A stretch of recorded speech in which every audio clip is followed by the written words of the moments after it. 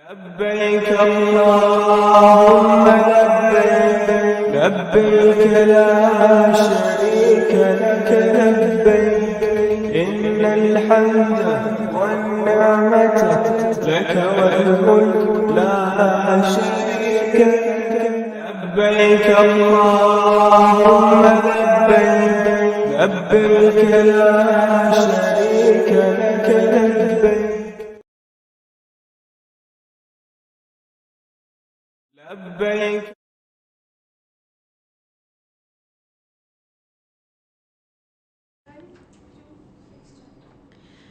السلام علیکم ورحمۃ اللہ وبرکاتہ۔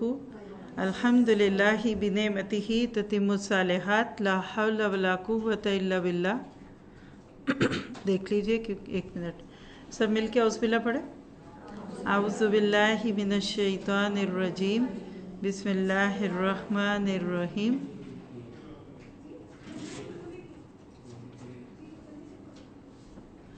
آج لگتا ہے کہ بہت ہی اعوذ باللہ پڑھنے کی ضرورت ہے، اور آج تو آپ لوگ گھروں سے بھی ماشاءاللہ میں مشکل سے نکلے ہوں گے کہ نہیں؟ کوئی مشکل نہیں، گھر والوں نے کون سا ناشتہ مانگنا تھا ہے؟ الحمدللہ۔ چلیے جی شروع کرتے ہیں۔ السلام علیکم ورحمۃ اللہ وبرکاتہ۔ نحمدہ ونصلی علی رسولہ الکریم، اما بعد فاعوذ باللہ من الشیطان الرجیم۔ رب اشرح لی صدری ویسر لی امری واحلل عقدۃ من لسانی یفقہوا قولی رب یسر ولا تعسر وتمم بالخیر لن تنالوا۔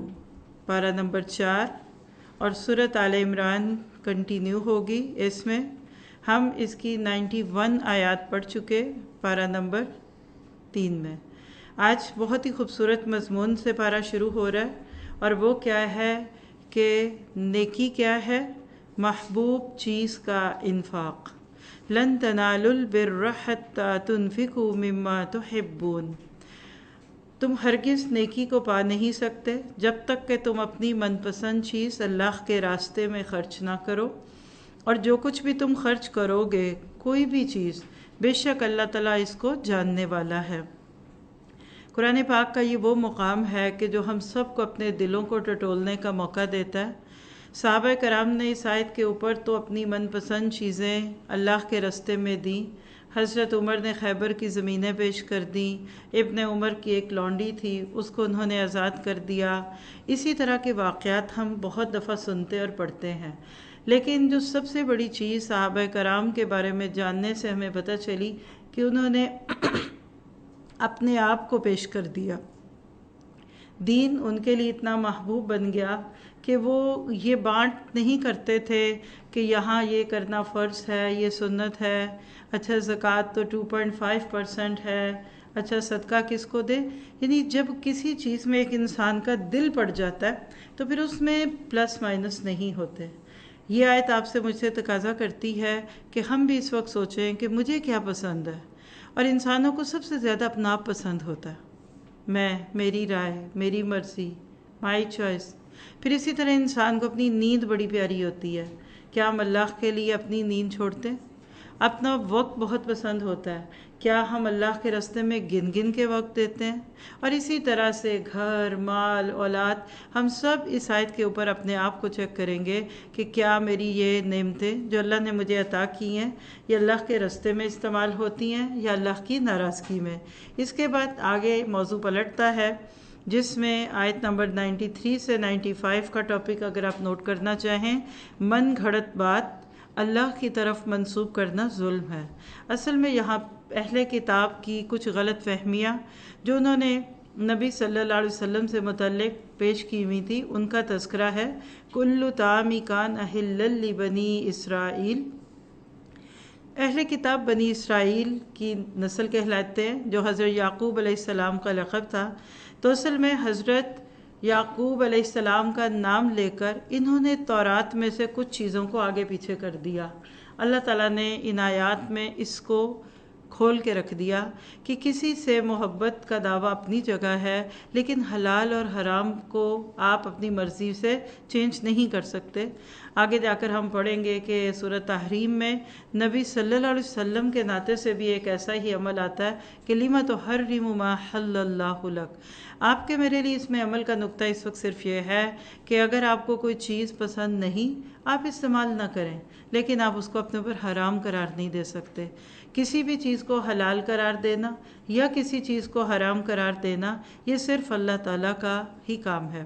اس کے بعد ہم دیکھ رہے ہیں کہ آیت 95 میں حضرت ابراہیم کا تذکرہ آ رہا ہے، قُلْ صَدَقَ اللَّهُ فَاتَّبِعُوا مِلَّةَ إِبْرَاهِيمَ حَنِيفًا۔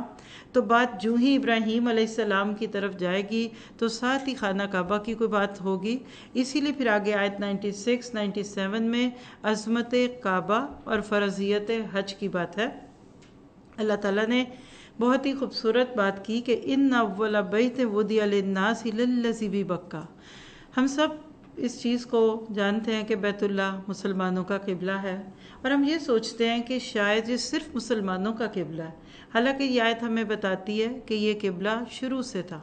قبلہ اول بیت اللہ تھا، بیچ میں کچھ عرصے کے لیے بیت المقدس بنا جب کہ اہل کتاب اور شام میں رہنے والے لوگ وہاں تھے، لیکن پھر بالآخر نبی صلی اللہ علیہ وسلم کی خواہش پہ اللہ تعالیٰ نے قبلے کو بدل دیا۔ ہم یہ ساری بات دوسرے پارے کے شروع میں پڑھ چکے ہیں، لیکن اگر اس آیت پہ غور کریں تو دوسری بات جو ہمیں سمجھ آتی ہے وہ کیا ہے کہ بی بکہ، یہاں مکہ کا ایک نام بکہ کہا گیا۔ کیوں؟ یہ پرانا بھی نام ہے اور آج بھی استعمال ہوتا ہے۔ بکہ کا معنی ہوتا ہے توڑنا، تو یہ وہ جگہ ہے جہاں بہت سارے لوگ ٹوٹتے ہیں، جہاں بہت ساروں کی انا ٹوٹتی ہے، وہاں جہاں بہت سارے گناہوں سے انسان رکتا ہے۔ پھر آپ دیکھیں مبارکن، اس جگہ میں برکت ہے۔ آپ سب بھی، اللہ آپ کو بھی لے کر جائے اور مجھے بھی لے کر جائے، محسوس کرتے ہیں کہ وہاں کے وقت میں بھی برکت ہے، وہاں کے کھانے میں بھی برکت ہے، اور حقیقت ہے کہ جو جگہ اخلاص کے ساتھ بنائی جاتی ہیں اس میں برکت ہوتی ہے۔ پھر تیسری خوبی اس میں آپ دیکھ رہے ہیں ہدی للعالمین۔ بہت سارے بھٹکے ہوئے لوگ حج یا عمرے کے سفر کے بعد بدل چکے ہوتے ہیں۔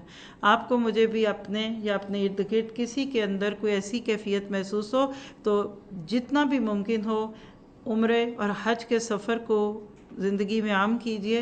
وہاں اتنی کثرت سے مسلمانوں کو دیکھنا اور وہاں نمازوں کے وقت پہ جوش و خروش دیکھنا، اور ساتھ ہی یہ ہے کہ اگر وہاں وقت کا صحیح استعمال کر کے قرآن پاک کو سمجھ بھی لیا جائے تو ہدایت لے کر انسان آتا ہے۔ پھر اس میں مقام ابراہیم کی بات ہے، جو آپ کے میرے لیے ایک سمبل ہے کہ جو اللہ کے رستے میں استقامت سے کھڑے ہو جاتے ہیں، اللہ تعالیٰ ان کے نقش پاک کو، ان کے نقش قدم کو بھی محفوظ کر لیتا ہے۔ اب اس بات کو سننے کے بعد جب بھی کبھی حرم میں جائیں، تھوڑی دیر مقام ابراہیم کے پاس کھڑے ہو کر سوچئے گا، کیا جماؤ تھا، کیا استقامت تھی کہ پتھروں میں قدموں کے نشان بن گئے۔ آپ کے میرے لیے یہ ایک سوچنے کا نقطہ ہے کہ ہم چھوٹی چھوٹی باتوں پہ دین چھوڑنے لگتے ہیں، چھوٹی چھوٹی باتوں پہ ہم پریشان ہونے لگتے ہیں۔ پھر اللہ نے یہاں جو بات کہہ دی وَمَن دَخَلَهُ كَانَ آمِنًا، ٹینشن فری زون ہے۔ اللہ وہاں جا کر انسان کے دل دماغ سے بہت سارے بوجھ کو دور کرتا ہے۔ اسی لیے پھر آگے فرمایا کہ جو حج کی استطاعت رکھتا ہے وہ حج کرے، اور یہ آیت علماء کے نزدیک اس بات کی دلیل ہے کہ جو جانتے بوجھتے حج نہ کرے اور حج کا انکار کرے، اللہ تعالیٰ نے اس کو یہاں کفر کے ساتھ منسوب کیا ہے، وَمَن کَفَرَ۔ تو اللہ تعالیٰ ہم سب کو حج اور عمرہ نصیب فرمائے۔ اس کے بعد آیت نمبر 98 سے 101 کا ٹاپک کیا ہے؟ اہل کتاب کی اسلام دشمنی۔ قُلْ يَا أَهْلَ الْكِتَابِ لِمَ تَكْفُرُونَ بِآيَاتِ اللَّهِ۔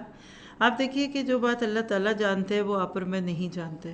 سارے مذاہب، سارے انسان اللہ نے بنایا ہے، لیکن اللہ کو ہر ایک کے بارے میں یہ زیادہ پتہ ہے کہ کون کیا کرتا ہے۔ بار بار قرآن پاک کے شروع میں اہل کتاب اور بنی اسرائیل کے قصے کیا بتاتے ہیں کہ وہ مسلمانوں سوچ سمجھ کر چلو، اپنے دین کو سمجھو، دین کو سیکھو، ادروائز دوسرے تمہیں مسلمان بھی نہ چھوڑیں گے۔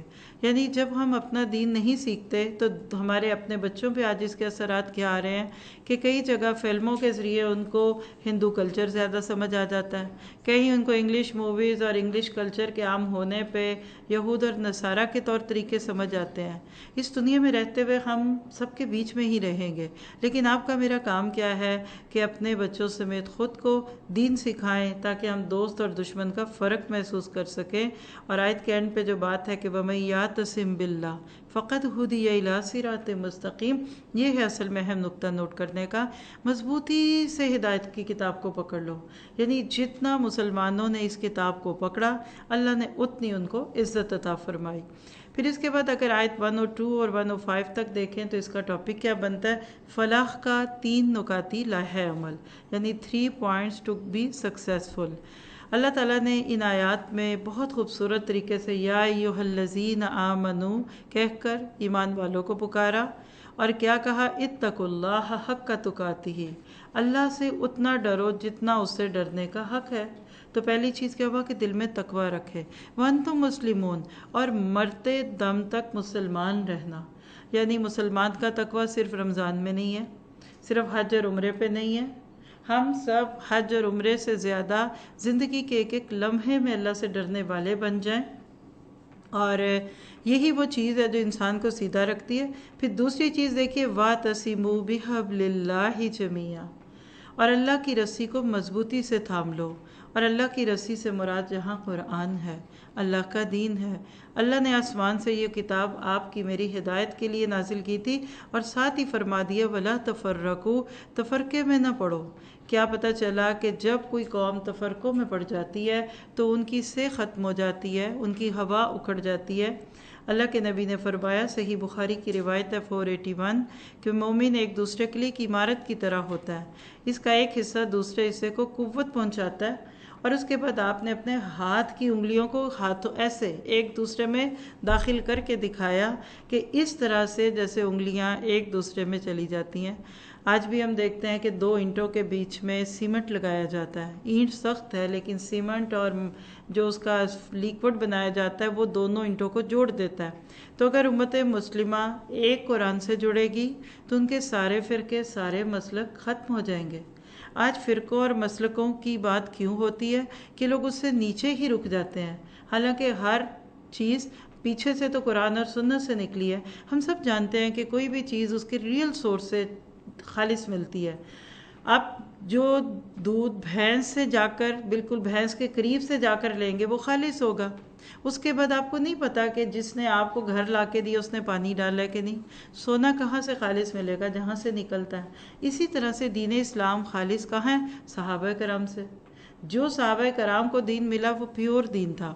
آج ہم سب کا کام کیا ہے کہ ہر طرح کی مسلک پرستی، گروہ پرستی، نسلی تعصبات کو چھوڑ کر قرآن اور سنت کی تعلیمات کی روشنی میں اپنی زندگیاں گزاریں. چونکہ ہم نے آنکھ ہی کھولی مسلک پرستی میں، اس لیے ہمیں سمجھ نہیں آتا کہ اس سے مراد کیا ہے.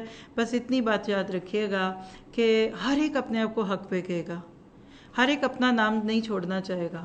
تو کسی ایک کو کہیں گے سب ایک پہ آ جائیں تو دوسرے کہیں گے میرے پہ آ جاؤ، دوسرا تیسرے پہ آئے گا. تو کیا بہتر نہیں کہ اسی کامن گراؤنڈ کو استعمال کیا جائے جو اللہ تعالیٰ نے فرمایا؟ آگے ہم سورۃ حج میں پڑھیں گے هو سماکم المسلمین. صحابہ کرام نے اپنا نام مسلمان رکھا تھا. ابو بکر مسلمان تھے، عثمان، علی، حضرت عمر اور سارے عشرہ مبشرہ اپنے آپ کو مسلمان کہتے تھے. کوئی ایک روایت آپ کو ایسی نہیں ملتی، کیونکہ یہ سارے نام تو بات کے ہیں.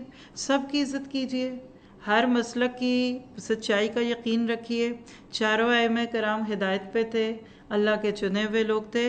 تو کس کو مانے؟ چاروں کو مانے، کیونکہ چاروں نے نبی صلی اللہ علیہ وسلم کو لیا. اس کے بعد آپ دیکھیے کہ آیت 106 سے 109 میں روز قیامت کچھ چہروں کے روشن اور کچھ کے سیاہ ہونے کا تذکرہ. دنیا میں کسی کا سفید رنگ کا ہو جانا یا کالے رنگ کا ہو جانا ہو سکتا ہے آپ کے نظر میں اچھا یا برا بنے. قیامت کے دن اس سے یہ نہیں مراد، یعنی کالے چہرے سے مراد ناکام لوگ نہیں ہیں، گورے سے مراد کامیاب نہیں. اصل میں یوم تبیض وجوہ وتسود وجوہ میں اللہ تعالیٰ نے ان لوگوں کی بات کی ہے کہ جو زندگی میں قرآن کے ساتھ جڑ کے، حدیث کے ساتھ جڑ کے اللہ کی مرضی سے زندگی گزار کے آئے، جنہوں نے مقصد حیات کو سمجھا. اور وہ لوگ جنہوں نے فرقہ پرستی میں اور گروہ پرستی میں لوگوں کو الجھا کر کئی ایسی اہم چیزوں سے دور کر دیا اور امت ٹکڑے ٹکڑے ہو گئی. اس لیے ان کے چہروں کی بات ہے. آپ کے میرے لیے اس میں سمجھنے کی اتنی سی بات ہے کہ آپ کوئی کام کر لیتے ہیں، بہت بھی تھکتے ہیں، لیکن جو ہی وہ کام پورا ہوتا ہے تو آپ کو ایک سیٹسفیکشن ملتی ہے. یہ سیٹسفیکشن مومن کو قیامت کے دن ملے گی. اور اس کے برعکس جنہوں نے زندگیاں ضائع کر دیں، اتنا اہم موقع جو آج آپ کے میرے پاس ہے کہ اپنے ایک ایک دن، ایک ایک لمحے، ایک ایک روپے، ایک ایک ڈالر کو ہم صحیح راستے میں استعمال کر کے اپنی آخرت کو خوبصورت کر دیں گے تو کل قیامت کے دن ان کو ریگریٹ ہوگا. ریگریٹ یہاں چہروں کی سیاہی ہے، اور خوشی اور نشاط اور کام کرنے کا جو ہے معاملہ خوشی کے ساتھ وہ چہرے کی سفیدی کی بات ہے. لہٰذا آپ کو مجھے اس سے یہ سیکھ لینا ہے کہ ہم نے اپنے حصے کا کام کرنا ہے. پھر اس کے بعد بہت ہی اہم آیت ہے اس پارے کی، آیت 110. مقصد امت کیا ہے؟ امر بالمعروف و نہی عن المنکر، کنتم خیر امت اخرجت للناس. انداز بڑا خوبصورت ہے. آئی وش کہ آپ اس آیت کی ڈیٹیل تفسیر سنیں تو ایک ایک لفظ کے اندر آپ کو معنوں کا سمندر دکھے گا. صحابہ کرام وہ بہترین امت تھے، یہ بھی مراد ہے، اور آج امت مسلمہ کا ایک ایک فرد بہترین امت ہے. شرط ایک ہے کہ وہ تامرون بالمعروف کرے، لوگوں کو اچھی بات کا حکم دے اور بری بات سے روکے، خود بھی اللہ پر ایمان لائے اور ہم دوسروں کے لیے بنائے گئے. اخرجت کا لفظ بتا رہا ہے کہ مسلمان دنیا میں اپنے لیے نہیں آئے. دیکھیے ہم دوسرے پارے کے شروع میں کذالک جعلناکم امۃ وسطا کی صورت میں بڑی ڈیٹیل سے بات کر کے آ چکے کہ آپ کی میری زندگی کا مقصد لوگوں کو ہدایت کی طرف بلانا ہے، اور ہر اس اچھی بات کا دوسروں تک پہنچانا واجب ہے جو ہمارے علم میں آ جائے. اسی طرح آپ دیکھیے کہ ہر دور میں، ہر معاشرے میں کچھ لوگ برے کام کریں گے، تو برے کام کرنے والوں کو خاموشی سے دیکھتے رہنا یا پھر منع نہ کرنا اور یہ سوچ لینا کہ وہ برا منائیں گے یا سب کو ہی پتہ ہے، یہ درست نہیں ہے. کرنا کیا چاہیے؟ جو گناہ کرے اس کو روکیے، طاقتور کے لیے طاقت کے ذریعے اور کمزور کے لیے زبانی طور پہ واجب ہے. اور روکنا غیر مؤثر ہو یعنی فائدہ نہیں یا آپ کر نہیں سکتے تو قلبی کراہت ہے. صحیح مسلم کی روایت ہے کہ اگر برائی کو روک سکو تو ہاتھ سے روکو، زبان سے روکو، نہیں تو دل سے برا جانو. اب یہ سرکمسٹانسز کے ساتھ ہے. یاد رکھیے گا کہ راہ جاتے لوگوں پہ تنقید کرنا، روکا ٹوکی کرنا یہ درست نہیں. آپ لوگوں کو کسی گناہ کے نشے میں چور دیکھ رہے ہیں اور جا کر آپ قرآن پڑھنا شروع کر دیں، یہ بھی درست نہیں ہے. میری نظر میں اس کا بہترین طریقہ ہے لوگوں کے دل میں تقوی ڈالنے کے لیے ذالک الکتاب لا ریب فیہ ھدی للمتقین. قرآن سے جوڑیے، علم سے جوڑیے، ریئل سورسز سے جوڑیے. آپ کے بچے ہیں، آپ کے گھر والے ہیں، آپ کے ملازموں میں کوئی چوری چکاری کا کام کرتا ہے، کوئی آپ سے جھوٹ بولتا ہے، تو ڈائریکٹ اس کو ہٹ کرنے کی بجائے آہستہ آہستہ اس کو قرآن سے جوڑیں تاکہ وَيُزَكِّيهِمْ. قرآن کا ایک اپنا مزاج ہے کہ یہ لوگوں کے اندر تزکیہ کر دیتا ہے. پھر اس سے یہ بھی پتہ چلتا ہے کہ کسی بھی معاشرے کے بہترین لوگ جس کو آپ کہہ سکتے ہیں کریم آف دی سوسائٹی، وہ کون ہے؟ جو اصلاح معاشرہ کا کام کر رہے ہیں اور عمل بالمعروف کر رہے ہیں، اور ایسے لوگ آج بہت تھوڑے ہیں. اللہ تعالیٰ ان کی حفاظت فرما دے. پھر ایک اور چیز آپ کو اس آیت سے ملی، وہ کیا ہے کہ خیر امت کا منصب تو دیا گیا لیکن شرط ایمان اور عمل صالح ہے. کہنے کو آپ اور میں سبھی مسلمان ہیں، لیکن مسلمان کون سے بہترین ہے؟ جو لوگوں کو بھی اچھی بات کی بات کریں اور خود بھی ایمان پہ رہیں. اور ساتھ ہی ساتھ اس سے ایک اور چیز سمجھ آتی ہے کہ امر بالمعروف اور نہی عن المنکر یعنی لوگوں کو برائیوں سے روکنا، اچھی بات کا حکم دینا، یہ حکومت کی بھی ذمہ داری ہے اور یہ افراد کی بھی ذمہ داری ہے. یہ انڈیویجول لیول پہ بھی ہوگا اور یہ کامن گراؤنڈز پہ بھی ہوگا. آپ اور میں اس میں سے اپنے لیے کیا بات کریں؟ کیسے؟ جو آپ کا رول ہے. ہم اپنے گھر میں کلکم راعین، تم میں سے ہر ایک راعی ہے. اپنے گھر والوں پہ کام کیجیے، اپنی ملازمات ہیں، میٹس ہیں آپ کی، آپ کے ڈرائیورز ہیں، مالی ہیں. آپ اور میں جہاں تک ہماری اپروچ ہے ان پہ بات کریں. اسی طرح مرد حضرات جس جگہ جا کر کام کرتے ہیں ان کو وہاں کے لیے ایک تو عملی ثبوت دیں. آپ کا میرا اپنا عمل ہمارے گھر کے ملازموں کو قرآن سے زیادہ قریب کرے گا ان کو بٹھا کر قرآن پڑھانے کی نسبت. پھر اسی طرح ڈاکٹرز میں کام کریں، انجینئرز میں کریں. اسلام اس کو خاص طور پہ ٹیبل چیئر پہ بیٹھ کر ایک مخصوص کلاس روم میں بیٹھنے سے نہیں جوڑتا. وہ بھی کام کچھ کریں گے لیکن ہر میدان میں جس کا آپ سے واسطہ پڑ گیا، جو آپ کے اس کام کو کرنے میں آپ کو دیکھ رہا ہے کہ آپ تو دن رات اس میں جتے ہوئے ہیں، وہ ضرور اس پہ غور و فکر بھی کرے گا۔ اور آج آپ دیکھیے کہ امر بالمعروف انل منکر، یہ اسلام کی ایک بنیاد ہے۔ آپ کا یہ ملک، آپ کی یہ ملت، آپ جس ملک سے بھی بیٹھ کر اس بات کو سن لیں، کسی بھی سوسائٹی کے سٹرونگ ہونے کی بہت خوبصورت فاؤنڈیشن کیا ہے کہ وہاں کے لوگ برائیوں کو کیسے مٹانے کی خواہش رکھتے ہیں اور نیکیوں کی پروموشن کی بات کرتے ہیں۔ وہ ہیلدی سوسائٹیز ہوتی ہیں، وہ بہت کامیاب ہے۔ اور اسلام اگر آج آپ کو ڈاؤن ٹراڈن لگتا ہے، آج آپ کو اسلام دبا ہوا لگ رہا ہے، مسائل ہیں مسلمانوں کے ساتھ، مشکلات ہیں، تو اس کی وجہ کیا ہے کہ لوگوں کو برائیوں پہ روکنے اور نیکیوں کا حکم دینے سے زیادہ آج لوگوں کی ایفرٹس اور کوشش اپنے اپنے فرقے کو پروموٹ کرنے میں یا اس کے دفاع میں لگ رہی ہے۔ اس پہ علماء کرام نے بھی بہت کچھ کہا۔ میں تو صرف آپ سے ایک بڑی عام سی بات کرتی ہوں کہ اللہ تعالیٰ نے اس میں آپ کو مجھے ایک پیغام دیا، اور وہ کیا ہے جس کا اگلی آیتوں میں تذکرہ ہے کہ امت ذلیل اور رسوا کیوں ہوتی ہے۔ آج ہم سارے کیوں پیچھے ہیں، برق گرتی ہے بیچارے مسلمانوں پہ کیوں؟ تو اس کی وجہ ہمیں آیت 111 اور 112 میں دکھتی ہے، لَن يَضُرُّوكُمْ إِلَّا أَذًى۔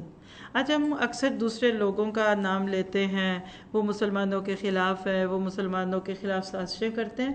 اللہ تعالیٰ کہتے ہیں وہ کچھ نہیں تمہارا بگاڑ سکتے۔ اگر وہ تمہارے سامنے لڑنے بھی آ جائیں گے تو پیٹ پھیر جائیں گے، اور تمہارے خلاف ان کی کوئی مدد نہیں کی جائے گی۔ وہ تو خود اپنے اون پہ کھڑے بھی نہیں ہو سکتے، ان کو تو کسی کی پناہ میں آنا ہی پڑتا ہے، یا پھر اللہ کی پناہ میں آ جائیں یعنی مسلمان ہو جائیں۔ ساتھ ہی ساتھ کہہ دیا کہ تاریخ گواہ ہے کہ اہل کتاب نے جب اپنے دین کو چھپایا اور اپنے دین کو آمنہ کیا تو ضربت علیہم المسکنہ، ان پہ مسکنت بھی آ گئی، کیونکہ وہ لوگ اللہ کی آیتوں کا انکار کرتے تھے، انبیاء کرام کو قتل کرتے تھے ناحق، اور انہوں نے نافرمانیاں کی اور حد سے بڑھتے ہیں۔ اگر آپ دیکھیں تو اس میں تقریباً 4 سے 5 نقطے ہیں بنی اسرائیل کے ناطے سے کہ وہ کیوں ذلیل ہوئے۔ آج آپ کے میرے لیے اس میں پیغام کیا ہے کہ آج ہم مسلمانوں کی کمزوری اور آج ہمارے زوال کی طرف بڑھنے کا ایک بہت بڑا سبب کیا ہے کہ حکومت اپنے طور پہ، یعنی جو حکمران تھے، آپ اگر اس کو خلفۂ راشدین سے جوڑ لیجئے، مسلمان حکمران، مسلم رولرز کا جو کردار ہوا کرتا تھا ہسٹری میں، تو آپ کو آٹے میں نمک کے برابر لگتا۔ بلکہ معذرت کے ساتھ کہنا پڑتا ہے کہ آج تو ہماری اپنی حکومت کے زیر نگرانی غلط چیزیں پرموٹ ہوتی ہیں، کہیں آرٹ کے نام پہ، کہیں فن کے نام پہ، کہیں ثقافت کے نام پہ، اور معاشرہ بالکل دن بدن گر رہا ہے۔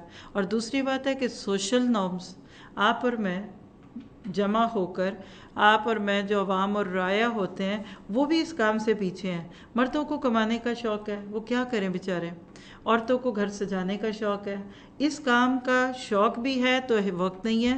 لہٰذا جب کوئی کسی جگہ ایک غلط کام کو کرتا دیکھے اور اصلاح نہ کرے نا، تو یاد رکھیے پھر اس سے اگلا بڑا کام ہوگا۔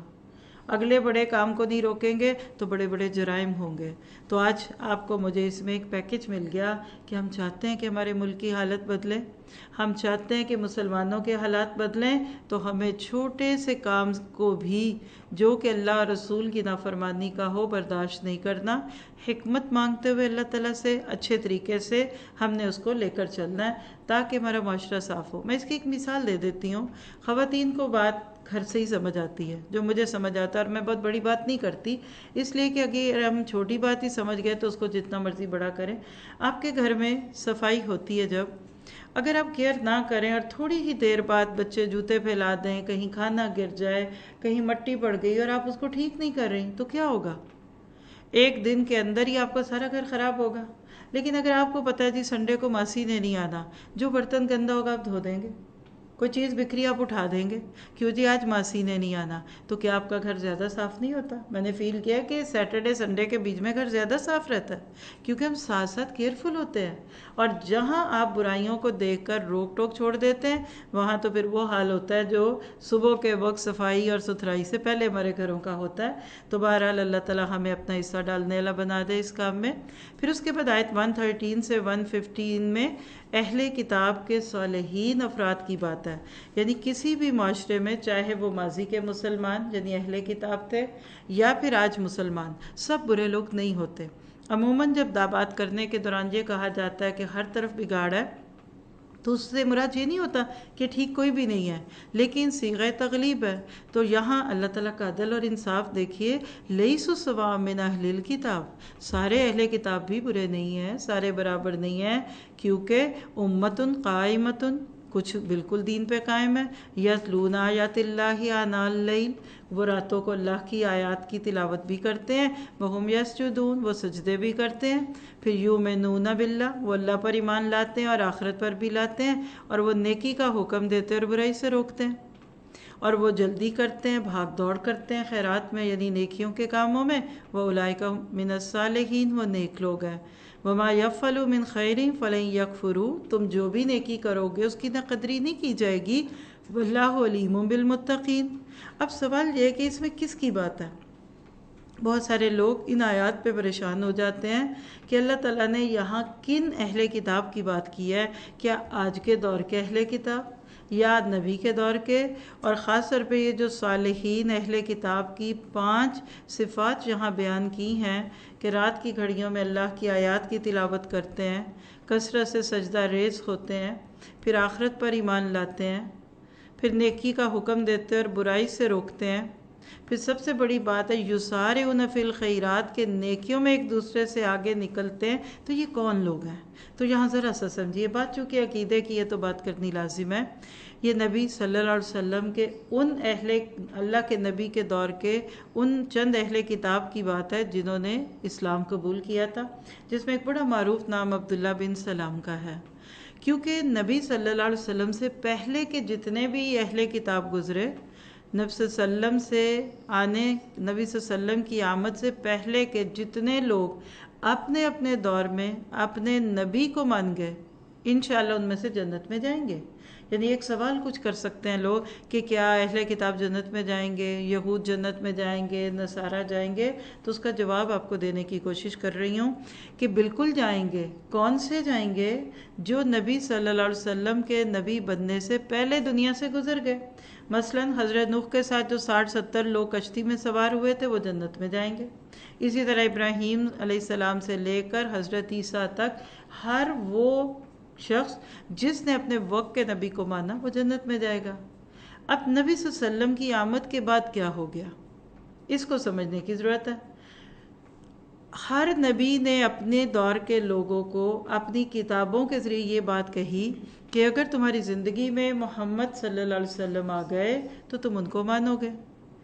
حضرت موسیٰ علیہ السلام بھی اگر واپس آ گئے تو اللہ کے نبی کو مانیں گے، اور اس کی ایک بہت پیاری سی دلیل ہے، قرب قیامت حضرت عیسیٰ علیہ السلام آئیں گے تو وہ اپنے پرانے دین پہ نئی لوگوں کو بلائیں گے، وہ دین محمدی میں بلائیں گے۔ تو بات کا خلاصہ کیا نکلا؟ کفار کی نیکیاں قبول نہیں ہوتی کیونکہ اللہ کے نبی کو ماننا لازمی ہے۔ اگلی آیتوں میں اس پہ تذکرہ ہے، 116 117 میں، ان الذین کفروا لن تغنی عنہم اموالہم ولا اولادہم من اللہ شیئا، یعنی یہ کفار جو خرچ کرتے ہیں اس کی مثال ایک تیز ہوا جیسی ہے جس میں پالا تھا جو ظالموں کی کھیتی پہ پڑا اور اسے تہس نہس کر دیا۔ کیا پتہ چلا کہ جب ہم اپنے ارد گرد کچھ لوگوں کو بہت فلاحی کام کرتے دیکھتے ہیں، آپ دیکھیے کہ آج بڑی بڑی آرگنائزیشنز ہیں، ورلڈ وائڈ ہیں، اب ہم کہتے ہیں کہ یہ تو جی اتنا خرچ کرتے ہیں، غریبوں کو دیتے، زلزلہ زدگان کو دیتے، سیلاب آ جاتا ہے، اور اسی طرح دیکھیں نا ان کے ملکوں میں غریبوں کو کتنا دیتے ہیں۔ تو اللہ تعالیٰ نے اس میں یہ بتا دیا کہ دنیا میں تو اس سے فائدہ ملے گا، اور ان میں آج آپ دیکھیے نان مسلم ملکوں میں جب آپ رہتے ہیں نا تو آپ کو ایک چیز بہت محسوس ہوتی ہے کہ وہاں ہیومن رائٹس کے نام پہ اپنے ملک میں رہنے والوں کو بہت پروٹیکٹ کیا جاتا ہے، اس کی وجہ سے ادھر چین ہے، امن ہے۔ آج ہمارے لوگ کیوں بھاگ بھاگ کے باہر جاتے ہیں؟ وہ کہتے ہیں جی وہاں انصاف ہے، جی وہاں حق والے کو حق ملتا ہے، وہاں جا کے لوگ برتن بھی دھو لیتے ہیں۔ اکثر لوگ جو جاتے ہیں شروع میں ایسے بیچارے مشکلات میں ویزے لے دے کے ویٹرز بنتے ہیں، ان کے کنوینئنٹ سٹورز پہ جا کر $5 گھنٹے کے حساب سے کام کرتے ہیں، لیکن وہ کیا کہتے ہیں، یہاں کو برا نہیں مناتا کہ ہم برتن دھو رہے ہیں۔ پاکستان میں کوئی دھوتا ہے؟ یہاں کا مرد جھاڑو اٹھا لے ہاں تو ذرا دیکھیے کیا اس کا حال ہو، عورتیں نہیں اٹھاتی، مرد کہاں اٹھائیں گے؟ تو کیا پتہ چلا نان مسلم جو اچھے کام کرتے ہیں رفاہی قسم کے، اس کا دنیا میں ان کو فائدہ ہوگا، لیکن آخرت میں کیوں نہیں؟ ایمان نہیں ہے۔ जन्नत मांगी नहीं तो मिले क्यों? अल्लाह पे ईमान नहीं तो अल्लाह ताला उनकी बात का मान क्यों रखे? तो लिहाजा दुनिया में शोहरत भी होगी, दुनिया में फ़ायदा भी होगा, लेकिन आखिरत में ये बात नहीं मिलेगी। इसकी मिसाल ऐसे समझिए कि आपने रजिस्ट्रेशन नहीं करवाया किसी कॉलेज में और आप उनकी किताबें लेके पढ़ना शुरू कर दें, तो क्या कल आपको डिग्री देंगे या वो आपको पेपर देने की इजाज़त देंगे? फिर इसके बाद आगे देखिए कि आयत नंबर 118 से 120 का टॉपिक है अहले किताब से दिली दोस्ती मत रखो। क्यों? इससे तुम्हारे अपने अकायद बदल जाएंगे और तुम उनके रंग में रंगोगे। आप खुद देख लीजिए कि इंसान जिससे गहरी दोस्ती रखता है उसका रंग आता है। तो जो अल्लाह के दुश्मन हों या अल्लाह की बात ना माने, आप जब उनके साथ दोस्ती करेंगे तो क्या होगा? या अय्युहल्लज़ीना आमनू, आप देखिए अल्लाह फरमा रहा है, ओ ईमान वालो, ला तत्तखिज़ु बितानतम मिन दूनिकुम। पीछे लफ्ज़ क्या आया था? विलायत, औलिया। यहाँ बिताना, क्या पता चला कि तुम इनसे दिल का ताल्लुक़ ना रखो। बाकी ताल्लुकात रखे जा सकते हैं, मामलात हो सकते हैं, एक दूसरे से डीलिंग्स हो सकती हैं, लेन देन हो सकता है, मवासात का ताल्लुक हो सकता है। मुराद क्या है कि उनके गलत नज़रियात तुम्हें अच्छे न लगें, वरना क्या होगा? ला यालूनकुम खबालन वद्दु मा अनित्तुम कद बदतिल बगदाउ मिन अफ़वाहिहिम वमा तुख्फी सुदूरुहुम अकबर। देखिए अगर ये कुरान की आयत ना होती, आपके सामने इसीलिए रखी, अरबी भी पढ़ लीजिए, उर्दू भी पढ़ लें, किसी अरबिक डिक्शनरी की रोशनी में देखें, जिसने पैदा किया, जो आपका भी रब, उनका भी रब, वो क्या कह रहा है कि तुम तो नहीं देखते दूसरे लोग तुम्हारी तबाही में कसर नहीं उठा रखते, वो तो चाहते हैं कि तुम दुख में पड़ो। इनकी दुश्मनी तो खुद इनकी ज़ुबानों से भी ज़ाहिर हो चुकी है और जो इनके सीनों में पोशीदा है वो बहुत ज़्यादा है। तो अल्लाह ज़्यादा जानता है आपको मुझे क्या लगे। मेरे आपके लिए इन आयतों पे अमल यह है कि अपने बच्चों को और ख़ुद को ऐसे नज़रियात से, ऐसे फ़ैशन, ऐसे तौर तरीके, ऐसी सेलिब्रेशन से बचाना चाहिए जो गैर मुस्लिम कौमों का शार हों, वरना आहिस्ता आहिस्ता वो फिर उसी रंग में रंगते जाएंगे। इसके बाद बड़ा ही अहम हिस्सा शुरू हो रहा है सूरत का, और वो है ग़ज़वा उहद पे भरपूर तबसरा। आयत 120 से 180 तक ये बात चलेगी, जिसमें हमारे लिए बहुत सारे सीखने के अमल हैं। बल्कि मैं तो इसको अक्सर कहती हूँ कि ये एक ट्रेनिंग सेशन है। मसलन हमें ग़ज़वा उहद से क्या कुछ सबक मिलता है?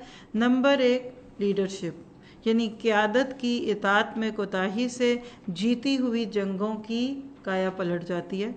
ग़ज़वा उहद में मुसलमान जीत चुके थे, लेकिन एक छोटी सी बात ऐसी हुई कि जिसकी वजह से जीती हुई जंग जो थी पीछे हो गई, और कह लीजिए कि बराबरी पे मामला आ गया। दूसरी बात इससे हमें पता चलती है कि नुसरत इलाही के बग़ैर फ़तह मुमकिन नहीं है। जब तक अल्लाह किसी की मदद ना करे उस वक़्त तक उसकी मदद होती नहीं है। फिर तीसरी चीज़ इससे पता चलती है कि मुश्किलात और सख्तियों में वफ़ादारों और बेवफा लोगों में तमीज़ हो जाती है। यानी सहाबा कराम इतने बावफा थे कि फ़तह हो या शिकस्त हो, ना उन्होंने अल्लाह के नबी का साथ छोड़ा और ना ही उन्होंने इस्लाम का साथ छोड़ा। फिर इसी तरह इससे एक और बात पता चलती है कि मोमिनों को अल्लाह पर भरोसा करना चाहिए। मोमिन है तो बेतेक भी लड़ता है सिपाही। मतलब क्या है कि कई ऐसी जंगें आईं कि मुसलमानों के पास हथियार भी नहीं होते थे, लेकिन वो अल्लाह के नाम पे निकल पड़ते थे।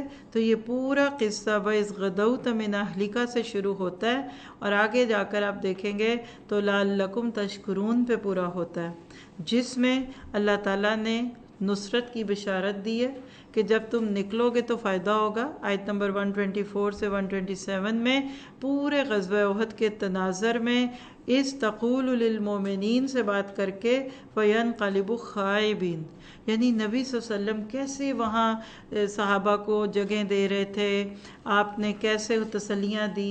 यानी आप कह सकते हैं कि इन आयात में नबी सल्लल्लाहु अलैहि वसल्लम का किरदार एक लीडर के तौर पे, एक जर्नैल के तौर पे। आप देखिए इतना प्यारा राहबर कामिल एक किताब है, अगर आप उसको भी पढ़ना चाहें तो बहुत प्यारी किताब है। हमने 2 दफ़ा उसको पढ़ा है अभी लास्ट 2 ईयर्स में, कोरोना के सालों में। उसको मैंने दोबारा लंदन इंस्टीट्यूट से पढ़ाया। यूट्यूब पे भी मौजूद होगी, नूरुल कुरान टीवी पे आप देखना चाहें तो देखिए कि अल्लाह के नबी का हर रूप ही अछूता था। और मैं चाहती हूँ कि आज के दौर में हम अपने बच्चों को, 10 साल से ऊपर होते हुए बच्चों को नबी सल्लल्लाहु अलैहि वसल्लम और सहाबा किराम से जोड़ दीजिए। فتنوں کی جو باہر ہوائیں ہیں، جو غیر مسلمز کی طرف سے اسلام پہ جو پروپیگنڈے ہیں، اگر آپ نے اپنے بچوں کے دلوں میں اللہ کے نبی کی محبت کوٹ کوٹ کے بھری ہوگی، انشاءاللہ تعالیٰ ان کے ایمان سلامت رہیں گے۔ پھر اسی طرح سے ہدایت دینے کا اختیار صرف اللہ تعالیٰ کا ہے۔ یہ مضمون چلتا ہے 128 129 میں کہ اللہ کے نبی نے کسی موقع پہ کہہ دیا کہ اس قوم کو کہاں ہدایت ملے گی جنہوں نے نبی تک کو زخمی کر دیا۔ تو اللہ تعالیٰ نے کیا کہا؟ لیس لک من الامر شیء، نہیں، معاملے کا اختیار آپ کے ہاتھ میں نہیں ہے۔ او یتوب علیہم، مراد یہ ہے کہ وہ لوگ جو میدان جنگ میں تیر تلوار لے کے نکل آئے، کیا پتہ کل وہ بھی اسلام پہ آ جائیں۔ اس سے آپ کو مجھے جو بات سمجھنی ہے وہ کیا ہے؟ کبھی کسی کی ہدایت سے مایوس نہ ہو۔ کوئی بندہ دنیا میں ایسا نہیں ہے کہ جس کے پلٹنے کے امکانات نہ ہوں۔ اللہ نے توبہ کا دروازہ بھی کھولا ہوا ہے، وَلِلَّهِ مَا فِي السَّمَاوَاتِ وَمَا فِي الْأَرْضِ، اللہ کی زمین، اللہ کا آسمان، يَغْفِرُ لِمَن يَشَاءُ وَيُعَذِّبُ مَن يَشَاءُ، جس کو چاہے بخشے، جس کو چاہے عذاب دے۔ مراد یہ کہ اس کو پتہ ہے کہ میں نے کس معاملے کو کیسے لینا ہے۔ آپ کو مجھے کیا یاد رکھنا ہے اس میں؟ کہ عذاب کسی کو ملے یا اس کے گناہوں کی مغفرت ہو، یہ اختیار اللہ کے پاس ہے۔ لیکن ہمارا ایمان ہے کہ اللہ تعالیٰ کبھی کسی پہ ظلم نہیں کرتے، اللہ تعالیٰ کسی پہ زیادتی نہیں کرتے۔ ہمیں کیا کرنا چاہیے؟ بگڑے سے بگڑے انسان کو پیار سے، محبت سے، حکمت کے ساتھ بلاتے رہنا چاہیے تاکہ اللہ تعالیٰ ان کے دلوں کو کھول دے۔ اب غزوہ احد میں جو جیتی ہوئی جنگ، کہہ لیجئے کہ شکست تو نہیں کہنا چاہیے کیونکہ وہ مدینہ پہ حملہ تو کر ہی نہیں سکے، وہ تو بھاگ گئے، اللہ نے مدد کی، لیکن جو جیتی ہوئی جنگ برابر ہو گئی۔ دوسرے لفظوں میں کہہ لیں کہ غزوہ بدر میں جو خوبصورت قسم کا مسلمانوں کو ایک فتح کا رنگ ملا، ان کا رعب دلوں پر ڈالا گیا، وہ کم ہو گیا، تو اس کی وجہ مال کی محبت تھی۔ لہٰذا اب اگلی آیات میں 130 131 میں منی میٹرز میں سب سے سخت معاملہ سود، اور اس کی بات کر کے سود مرکب یعنی ملٹی پلائیڈ انٹرسٹ۔ ایک سود ہوتا ہے پرسنٹیج کے ساتھ، 1%، 2%، 3%، لیکن یہاں کیا کہا گیا؟ یا ایھا الذین آمنوا لا تاکلوا الربا اضعافا مضاعفا، دگنے کا دگنا یعنی ملٹی پلائیڈ، بہت زیادہ، اس کو سود مرکب کہتے ہیں۔ مراد یہ ہے کہ سود در سود، انٹرسٹ کی ایک شان ہے کہ جب ایک دفعہ بندہ اس میں پاؤں ایک رکھتا ہے نا تو اس کا دوسرا پاؤں بھی اس میں لا جاتا ہے، اور جب ایک انسان ذرا سا ریلیکس ہوتا ہے تو پتہ بھی نہیں چلتا چند سالوں میں وہ سر کے بالوں تک قرضوں میں ڈوب چکا ہوتا ہے۔ تو سود خوری کی ممانعت میں یہ اب دوسرا مقام ہے، پہلے ہم نے دوسرے پارے میں پڑھا، اب ادھر پڑھ رہے ہیں، بلکہ آپ کہہ سکتے ہیں کہ تیسرے پارے میں پڑھا، پہلے ہم نے تیسرے پارے میں پڑھا اور اب ادھر آ رہا ہے کہ یا ایھا الذین آمنوا لا تاکلوا الربا اضعافا مضاعفا، بڑھا چڑھا کر سود نہ کھاؤ۔ تو کیا تھوڑا تھوڑا کھا لو؟ نہیں، جس چیز کی زیادہ حرام ہے اس کی کم بھی حرام ہے، کیونکہ یہ ایسا گناہ ہے جو ایمان اور تقوی کی بنیادیں ہلا دیتا ہے۔ اس پہ کافی بات ہو چکی، آگے بھی انشاءاللہ ہم بات کریں گے۔ اور ساتھ ہی دیکھیں نا آیت میں 130 میں وَاتَّقُوا اللَّهَ لَعَلَّكُمْ تُفْلِحُونَ سے کیا بتا دیا کہ دنیا اور آخرت میں کامیابی تقوی کے ساتھ ہے۔ جتنا کوئی انسان اللہ سے ڈرے گا اللہ تعالیٰ اتنا اس کو ضرور کامیاب کرے گا۔ پھر اسی طرح سے آیت میں آتا ہے وَاتَّقُوا النَّارَ الَّتِي أُعِدَّتْ لِلْمُتَّقِينَ، اور اس آگ سے ڈرو جو کفار کے لیے تیار کی گئی۔ آیت 131 میں کیا پتہ چلا کہ سود خور کے لیے وہی عذاب ہے جو کفار کے لیے ہے، یعنی اللہ تعالیٰ کو یہ عمل پسند نہیں۔ آپ یہاں بیٹھ کر دعا تو کر سکتے ہیں نا کہ اللہ تعالیٰ ظاہری یا باطنی طور پہ کہیں بھی اگر میں کسی سود کے معاملے میں ہوں تو مجھے اس سے نکال دے۔ دعاؤں سے شروع ہوتا ہے یہ کام، دل میں اس کام کی کراہت آ جائے، اور آپ یقین کریے گا کہ آج باہر کی دنیا بال چکڑی ہوئی ہے سود میں، اسی وجہ سے نعمتیں تو ہیں لیکن اس کو انجوائے نہیں کر پاتے۔ اس کے بعد اگلی آیت بہت ہی خوبصورت ہے 132 133، اہل ایمان کے لیے کچھ قیمتی ہدایات ہیں۔ کیا؟ وَأَطِیعُوا اللَّهَ وَالرَّسُولَ لَعَلَّکُمْ تُرْحَمُونَ، اللہ رسول کی اطاعت کرو تاکہ تم پہ رحم کیا جائے۔ اب دیکھیے لفظ اطاعت کتنا عام ہے نا، مطلب کیا ہے؟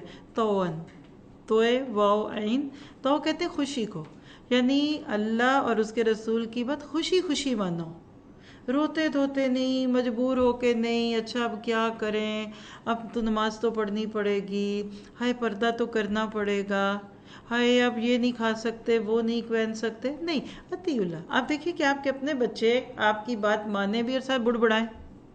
آپ کہتے ہیں بیٹا پانی کا گلاس لا دے، تو پہلے تو اٹھے ہی نہ، اور جب اٹھیں تو پاؤں پٹکتے ہوئے اور لا کر گلاس زور سے رکھیں، پانی بھی گر جائے، آپ کو اچھا لگے گا؟ ہم کیا چاہتے ہیں؟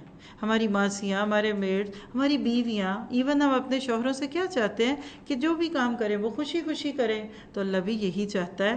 اور دوسری بات دیکھیے، وَسَارِعُوا إِلَىٰ مَغْفِرَةٍ مِّن رَبِّكُمْ، اور اپنے رب کی بخشش کی طرف اور اس جنت کی طرف دوڑو۔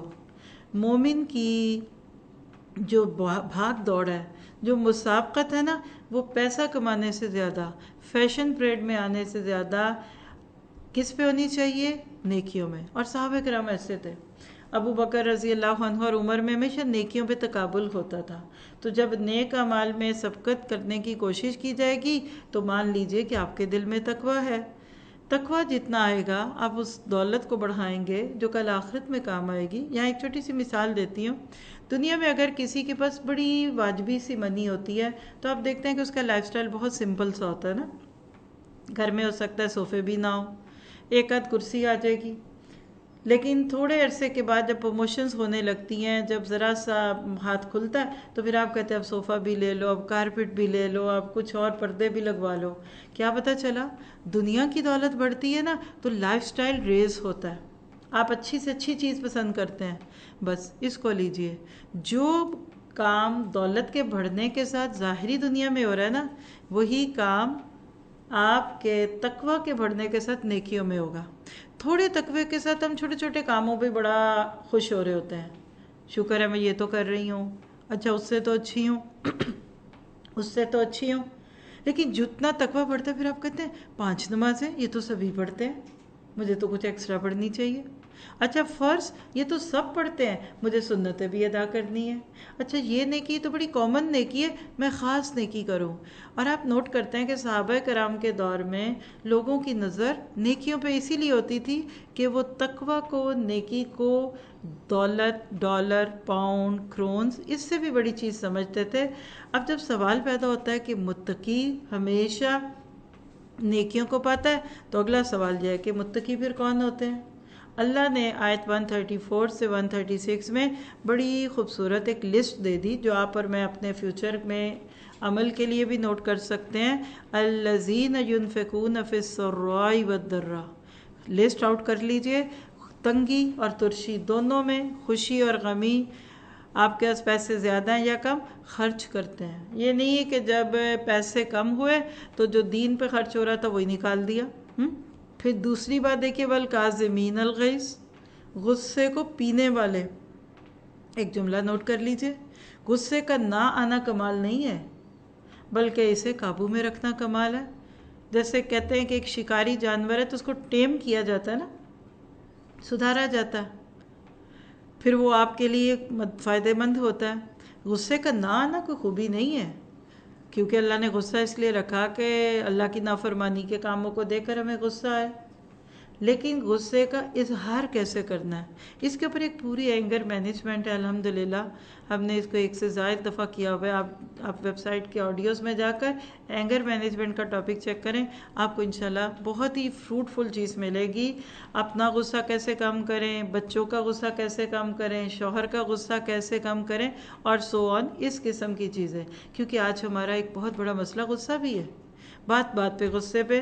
پھر اگلی علامت متقی کی، والعافین عن الناس، لوگوں سے درگزر کرنے والے، اگنور گریسفلی، فارگیو فارگیٹ۔ متقین کا عفو درگزر سب کے لیے ہوتا ہے، یعنی مومن دل میں بات نہیں رکھتا، چھوٹی چھوٹی باتوں پہ دوسروں سے الجھنے نہیں لگتا، اور ساتھ ہی فرما دیا واللہ یحب المحسنین، اللہ کو محسن اچھے لگتے ہیں، یعنی احسان کرنے سے انسان اللہ تعالیٰ کا محبوب بن جاتا ہے۔ پہلے غصے کو قابو کرے گا، پھر درگزر کرے گا، پھر احسان کرے گا۔ ایک لانڈی تھی کسی مالک کی، تو اس سے کچھ غلطی ہو گئی، قریب تھا کہ مالک اس کو غصے میں ڈانٹتا تو اس نے یہی آیت پڑھ دی. انہوں نے کہا جا تجھے چھوڑا، تو پھر اس کے بعد ہوتے ہوتے اس کو آزادی کر دیا. تو احسان کرنا چاہیے تاکہ اللہ تعالیٰ آپ پہ میرے پہ احسان کرے. پھر اگلی علامت دیکھیے والذین اذا فعلوا فاحشۃ، اور جب ان سے کوئی فحش کام ہو جاتا ہے، ناشائستہ کام ہو جائے یا کوئی گناہ کر لیں، تو فوراً اللہ کا ذکر اور اپنے گناہوں کے لیے استغفار کرتے ہیں. کیا پتہ چلا؟ متقی سے بھی گناہ ہو سکتا ہے. دیکھیں باہر جائیں گے پاؤں پہ مٹی پڑے گی، پانی کے پاس سے گزریں گے چینٹے پڑیں گے، کیلے کے چھلکے پہ پاؤں پھسلا لیکن اب پھسلتے تو نہیں جائیں گے. تو متقی کون ہے؟ کہ جو بہت کانشیس ہوتا ہے کہ میں غلط کام نہ کروں، لیکن اگر کبھی ہو جائے تو فوراً توبہ کرتا ہے. فَاسْتَغْفِرُوا لِذُنُوبِهِمْ کے لفظ ہیں توبہ کے بعد گناہ کرنا، توبہ کے بعد پھر گناہ نہ کرے. یہ نہیں کہ توبہ اور گناہ کا ایک کھیل بنا لے اور آہستہ آہستہ آہستہ آہستہ جب آگے بڑھتا جائے گا انسان تو اللہ تعالیٰ خود بخود اس کے دل میں اور زیادہ محبت نیکیوں کی ڈالتا ہے. تو لہٰذا خود کو اور اپنے ڈپینڈنٹس کو بڑے سائیکلوجیکل وے میں ڈیل کیا کریں. ہم بعض دفعہ دین کی بات کرنے میں بہت سٹبن ہو جاتے ہیں اور کئی دفعہ تو ہم لوگوں کو زبردستی پھر فورس کرتے ہیں کہ وہ گناہ کریں. تو اللہ سے بھی یہ دعا کیا کریں کہ اللہ تعالیٰ تو ہمیں ہدایت عطا فرما ہر معاملے میں. پھر اگلی آیات 137 138 میں ہدایت کے حصول کے دو ذرائع کی بات ہے. آیت نمبر 137 138 میں حصول ہدایت کے دو ذرائع ہیں، کیونکہ ہم چاہتے ہیں نا ہمیں ہدایت ملے، تو کہاں سے ملے گی؟ اللہ تعالیٰ نے فرمایا وہ کیا ہے؟ قد خلت من قبلکم سنن فسیروا فی الارض. کائنات میں گھومنے پھرنے سے، دوسرے لوگوں کے حالات سے انسان ہدایت لیتا ہے. تو پہلی چیز ہدایت کی عبرت لیتا ہے بندہ تاریخ سے. ہمارے یہاں کہتے ہیں نا کہ ہسٹری ریپیٹس اٹ سیلف، تاریخ اپنے آپ کو دہراتی ہے. اگر ماں نے کوئی کام کیا، اگر بیٹی بھی بعد میں وہی کرے گی تو وہی نتائج ہوں گے. باپ نے اپنے دور میں کوئی غلطی کی تو بیٹا بھی کرے گا تو وہی ہوگا. تو ہمیں ہمیشہ اپنے بڑوں سے سیکھنا چاہیے. اور ہم مسلمانوں کے پاس تو ہماری ہسٹری ہی بہت ہے جس سے ہم ہدایت لیں کہ کیسے مسلمانوں کو عروج ملا، کیسے زوال ملا. اور دوسری چیز آیات قرآنی سے فیض، یعنی آپ قرآن پڑھتے جائیے. ہدی للمتقین، قرآن خود کہتا ہے آپ کو ہدایت ملے گی. اور ساتھ ہی ساتھ دوسرے لوگوں سے سبق حاصل کیجئے. اور ساتھ ہی فسیروا فی الارض کہہ کر اللہ نے اس بات کی بھی دعوت دی کہ مسلمان صرف ایک بند کمرے میں نہیں بیٹھ جاتا، وہ دنیا میں گھومتا ہے، پھرتا ہے، دیکھتا ہے، لوگوں سے انٹریکشن کرتا ہے. یہ لوگوں کے ساتھ اس کا بڑا پیارا سا تعلق ہوتا ہے اور وہ چلتے پھرتے لوگوں کو دیکھ بھی رہا ہوتا ہے اور ان سے چیزوں کو سیکھ بھی رہا ہوتا ہے. پھر اس کے بعد دیکھیے کہ ھذا بیان للناس وہدی وموعظۃ للمتقین میں کیا پتہ چلا کہ عام لوگوں کے لیے تو قرآن بس ایک بیان ہے، باتیں ہیں. آج آپ کو پتہ ہے مسلمس کے ساتھ ساتھ نان مسلم بھی قرآن پڑھتے ہیں، لیکن قرآن سے فائدہ کس کو ملے گا، خیر کس کو ملے گی؟ جس کے اندر تقوی ہوگا. ڈے 1 سے لفظ تقوی ہمارے ساتھ ہے. ہاں، ہم سورۃ فاتحہ میں دعا کر کے نکلتے ہیں اور سورۃ بقرہ میں اللہ نے ہدی للمتقین کی بات کر کے یہاں بھی بتا دیا کہ اگر آپ اپنے آپ کو بدلنا چاہتے ہیں. متقی کون ہے؟ پہلے دن کا سبق یاد کیجئے کہ جس کے اندر اپنے آپ کو بدلنے کی خواہش شروع ہو جائے، جس کو اپنے گناہ چبھنے لگے، تو اس کے لیے آپ کو مستقل قرآن سے تعلق رکھنا ہوگا. پھر آیت 139 میں وَأَنْتُمُ الْأَعْلَوْنَ إِن كُنتُم مُؤْمِنِينَ کی بات کر کے کیا بتایا؟ تم ہی غالب رہو گے اگر تم ایمان والے ہو. آج ہم دنیا میں جب مسلمانوں کو دبا ہوا دیکھتے ہیں، پسا ہوا دیکھتے ہیں، تو ہم کہتے ہیں جی اس لیے کہ ہمارے پاس ہتھیار نہیں ہے، اس لیے کہ ہمارے پاس شرح خواندگی بہت کم ہے، لٹریسی ریٹ کم ہے. لیکن اصل چیز جو قرآن نے دی ہے، مومن کے پاس ہتھیار نہیں، تیر تلوار نہیں، ایمان کا ہتھیار، تقوی کا ہتھیار جتنا زیادہ ہوگا اتنا زیادہ وہ کامیاب ہوگا. پھر اس کے بعد آیت 139 سے کیا پتہ چلتا ہے کہ مسلمانوں کا عروج ایمان سے مشروط ہے. جب مسلمانوں کا ایمان بڑا اعلیٰ تھا تو اللہ کی طرف سے مدد تھی. لوگ تھوڑے ہوتے تھے، باقی کام فرشتوں کے ذریعے کروا دیا جاتا تھا۔ ہتھیار کم ہوتے تھے، اللہ تعالیٰ لکڑی کی چھوٹی چھوٹی کہہ لیجئے کہ پلیٹس کو تلواروں میں بدل دیتا تھا۔ لیکن آج کے طور پہ ہمارے پاس ایمان کم ہے، اس لیے ہمارے پاس اللہ کی مدد نہیں، تو غلبہ اسلام میں نظریاتی اور عملی طور پر ایمان کی پختگی کو بہت اہمیت حاصل ہے۔ آج آپ کو مجھے پھر اپنے بچوں اور اپنے اندر کیا چیز بڑھانے کی کوشش کرنی چاہیے؟ ایمان کو بڑھانے کی کرنی ہے۔ اس کے بعد آیت 140 سے 143 میں دوبارہ غزوہ احد کے کچھ مناظر پیش کیے جاتے ہیں، اور میسج کیا ہے کہ اہل ایمان ہمت نہ ہارے، کیونکہ یمسسکم کرح فقد مس القوم کرح مثلہ۔ غزوہ بدر میں کفار کے 70 لوگ مارے گئے تھے اور 70 قیدی بنے تھے، جبکہ احد میں مسلمانوں کے 70 لوگ شہید ہوئے۔ تو اللہ تعالیٰ نے یہاں تسلی دے کر جو پیغام دیا ہے وہ کیا ہے کہ ظاہری فتح اور شکست اللہ تعالیٰ کے کائنات میں بنائے ہوئے قوانین کے مطابق ہے، اس لیے ضروری نہیں کہ ہر جگہ مسلمان ظاہری طور پہ بھی کامیاب ہوں۔ آپ دیکھیے کہ جو اللہ کے راستے میں نکل گیا نا وہ کامیاب ہے۔ آپ نے ایک اچھے پروگرام کا ارینج کیا، آپ نے جگہ کا اہتمام کیا، آپ نے لوگوں کو دعوت دی، اب لوگ آ جائیں یا لوگ نہ آئیں آپ کامیاب ہیں، یہ مراد ہے۔ حضرت نوح نے 950 سال تبلیغ کی لیکن بہت تھوڑے لوگ دین پہ آئے، تو کیا وہ ناکام ہوئے؟ مطلب یہ ہے کہ مسلمان فتح کو یا کامیابیوں کو اور سکسیس کو دیکھ کر دین کے کام نہیں کرتا، وہ تو بس اس لیے کرتا ہے کہ اللہ نے مجھے موقع دیا اور میں نے اس موقع سے فائدہ اٹھانا ہے۔ پھر دوسری بات اس میں ایک جو سمجھ آتی ہے کہ ظاہری شکست سے بد دل ہونا ایمان کی کمزوری کی علامت ہے۔ نہیں اب تو میں کبھی کچھ کروں گی نہیں، میرا تو سارا کام ہی خراب ہو گیا۔ آپ جب کوئی بھی نیکی کا کام کریں نا، نتائج کو چھوڑ دیں، اپنی سی پوری کوشش کریں، سارے اسباب استعمال کریں۔ میری وجہ سے تو نہیں کوئی کمی رہ گئی، میں تو نہیں کسی تک پیغام نہیں پہنچا سکی۔ اس کے بعد جب سب کر دیں تو آرام سے بیٹھ دیں۔ اللہ نے اس میں بڑا پیارا پیغام دیا، وَتِلْكَ الْأَيَّامُ نُدَاوِلُهَا بَيْنَ النَّاسِ۔ کیا ہوا اگر بدر میں تمہیں فتح ہوئی اور احد میں اگر فتح نہ ہو سکی تو کوئی بات نہیں، اللہ تعالیٰ تو دنوں کو الٹتا اور پلٹتا ہے۔ مطلب یہ ہے کہ مسلمان کامیابیاں دیکھ کر نہیں جمتا، وہ حق کے لیے آتا ہے اور حق دے کے جمتا ہے۔ اور اسی طرح سے ایک اور چیز بھی اس سے پورے غزوہ احد کے سنیریو میں ہمیں سمجھ آتی ہے کہ نبی صلی اللہ علیہ وسلم سے وابستگی، یعنی اپنے آپ کو ان کی ذات سے اتنا جوڑ لینا کہ اگر خدا نخواستہ نبی ساتھ چھوڑ بھی جائیں تو تم اسلام چھوڑ دو گے نہیں، اس کی بجائے مشن سے محبت رکھو۔ غزوہ احد میں حضرت مصعب بن عمیر کی شہادت ہوئی جو نبی صلی اللہ علیہ وسلم کے ہم شکل تھے، تو خبر پھیل گئی کہ نبی صلی اللہ علیہ وسلم شہید کر دیے گئے، تو اس سے کچھ لوگوں کے حوصلے ٹوٹ گئے، تو اس پہ یہ آیت اتری تھی وَمَا مُحَمَّدٍ إِلَّا رَسُولٌ۔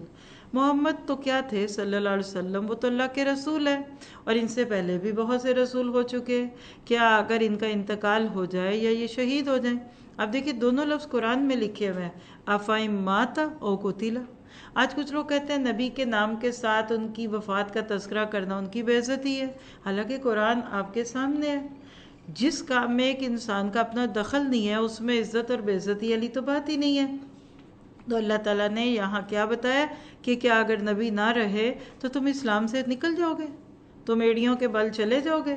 ایسے ہی جیسے آج کوئی لیڈر نہ رہے تو آپ آزاد ہو جائیں گے، استاد نہ رہے تو شاگرد علم نہیں لیں گے، مطلب یہ ماں باپ نہ رہیں تو کیا بچے دین چھوڑ دیں گے؟ تو اصل دین وہ ہوتا ہے، اصل نیکی کا کام وہ ہوتا ہے جو خود آپ اپنے دل سے کرتے ہیں، اور جو جتنا اس کام پہ اللہ کا شکر کرے گا اللہ اس سے اتنا یہ کام لے گا، کیونکہ وَسَيَجْزِي اللَّهُ الشَّاكِرِينَ، اللہ قدردانوں کو، شکر گزاروں کو نیکیاں زیادہ دیتا ہے۔ پھر اس کے بعد 145 سے میسج کیا ملا کہ موت کا وقت طے شدہ ہے۔ کچھ لوگ میدان جنگ میں اس لیے نہیں جاتے کہ ہم مارے نہ جائیں۔ اللہ کہتے ہیں فَمَا كَانَ لِنَفْسٍ أَن تَمُوتَ إِلَّا بِإِذْنِ اللَّهِ، کسی بندے کے ہاتھ میں ہی نہیں ہے کہ اپنی مرضی سے مر جائے۔ پھر تو بسوں میں نہ لوگ بیٹھے کیونکہ حادثے ہوتے ہیں، پھر جہاز میں نہ بیٹھے کہ جہاز گر جاتے ہیں، تو جنگ سے فرار کرنے سے موت نہیں ٹلتی۔ اس سے یہ مراد ہے موت جہاں آنی ہے وہ آ کے رہے گی، اس کا وقت مقرر ہے۔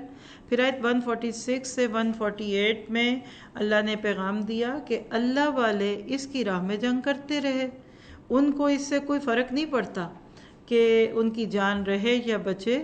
پچھلے انبیاء کی بات کر کے ان کے ساتھیوں کا یہاں تذکرہ ہے، وَقَأَيٍّ مِّن نَبِيٍّ قَاتَلَ مَعَهُ رِبِّيُّونَ، یعنی نبیوں نے اللہ کے رستے میں جب لوگوں کو پکارا تو اللہ نے ان کو چنے ہوئے لوگ دے دیے۔